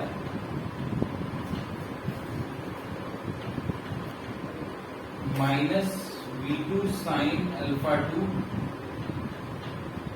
J cap. अब देखिए जे कैप आई कैप सबको एक साथ रख लीजिए। अब आई कैप के कोएफिशिएंट आपके इक्वल हो जाएंगे दोनों से, both the side of the equality. I cap के कोएफिशिएंट को आप कंपेयर करेंगे और जे कैप के कोएफिशिएंट को आप कंपेयर करेंगे तो दो इक्वेशन यहां पर आपको मिलेंगी, राइट। तो सबसे बड़ी बात है कि law of conservation of momentum आप सिंपली जैसे मेन इक्वेशन आपको याद है, आप सिंपली वैसे ही लगा सकते हैं। बस एक्सटर्नल फोर्स वर्टिकल डायरेक्शन में नहीं लग रहा है, ध्यान से देखिए। वर्टिकल डायरेक्शन में अगर एक्सटर्नल फोर्स नहीं कोई माना गया है उस केस में आप law of conservation of momentum easily लगा सकते हैं दोनों ही direction, horizontal and vertical both, ठीक है। मेन फोकस आपका क्या होना चाहिए, कोई एक्सटर्नल फोर्स नहीं है, दैट्स इट। अब सेकेंड लॉ क्या होता है, सेकेंड लॉ होता है हमारा, सेकेंड लॉ हमारा होता है जो एक्सपेरिमेंटल लॉ, ठीक है। तो उसमें क्या होता है, सेकेंड इक्वेशन हमारी होती है वेलोसिटी ऑफ सेपरेशन, ठीक है, velocity of separation upon velocity of approach, velocity of separation upon velocity of approach, ये ई है, ठीक है। तो आप किसी के भी एक के, तो बेसिकली हम पहले इस इक्वेशन की बात करें तो इसमें हमारा क्या था, v2 minus v1 upon u1 minus u2। लेकिन यहां पर ये जो अब ये जो वेलोसिटीज हैं, अब ये वेलोसिटीज कोई भी उठा के नहीं रख देंगे, मतलब एज इट इज नहीं रख देंगे। This is not this v2, ये जो v2 है ये वाला v2 नहीं है। ये v2 और v1 के बारे में ही उस समय नोट लिखवाया था कि along the line of contact, ठीक है। तो अब v2 along the line of contact क्या हो गया, v2 along the line of contact हो गया ये वाला। तो लाइन ऑफ कॉन्टैक्ट हॉरिजॉन्टल है ना, तो अब सारी हॉरिजॉन्टल वेलोसिटी देखिए अकॉर्डिंगली। जब v2 की बात होती है तो v2 के अलोंग देखिए कौन सा हो जाएगा, v2 cos अल्फा 2, ठीक है, v1 माइनस v1, तो माइनस v1 में क्या है, v1 की velocity along the horizontal, along the line of contact, वो क्या है v1 cos अल्फा 1, लेकिन माइनस है, तो माइनस में लिख सकता हूं v1 cos अल्फा 1, ठीक है। देखिए अकॉर्डिंगली साइन चेंज हो गया। अब आई कैप मैं नहीं लगा रहा हूं क्योंकि जब सिर्फ एक ही डायरेक्शन की बात हो रही है, हॉरिजॉन्टल वाली देखनी है, क्योंकि लाइन ऑफ एक्शन क्या है, लाइन ऑफ कॉन्टैक्ट क्या है, हॉरिजॉन्टल है, तो हॉरिजॉन्टल वाली वेलोसिटीज की बात करनी है, तो मैं आई कैप नहीं लिख रहा हूँ, ठीक है, साइन से काम चला रहा हूँ। इस तरह पॉजिटिव v2 cos अल्फा 2 और v1 साइन अल्फा 1 को मैंने नेगेटिव ले लिया, बीच का negative sign negative as it is रख दिया। लेकिन ये क्या होगा u1, अब u1 देखिए लाइन ऑफ कॉन्टैक्ट की तरफ u1 का कौन सा कंपोनेंट है, u1 का कंपोनेंट लाइन ऑफ कॉन्टैक्ट की तरफ आपका हो जाएगा u1 cos theta 1, u1 cos theta 1 minus, क्योंकि बेसिकली आपको ये याद रखना है वेलोसिटी ऑफ सेपरेशन और वेलोसिटी ऑफ अप्रोच। तो सेपरेशन और अप्रोच क्या होगा, along the line of contact ही होगा। वर्टिकल डायरेक्शन में तो मतलब जिस तरफ कांटेक्ट हो रहा है, इम्पल्स जहां लग रहा है उसी के अलोंग होगा ना सेपरेशन या अप्रोच, उसी के अलोंग मिलेगा। तो u1 cos θ1, ठीक है, माइनस साइन ये u2 का क्या आएगा, u2 का भी माइनस हो जाएगा, तो माइनस u2 cos θ। अब ये होगा e के बराबर। ये ध्यान रखना है जब भी आप ऑब्लिक सिचुएशन में काम करेंगे, ऑब्लिक कोलिजन के लिए काम करेंगे। So that's it for today. Thank you very much.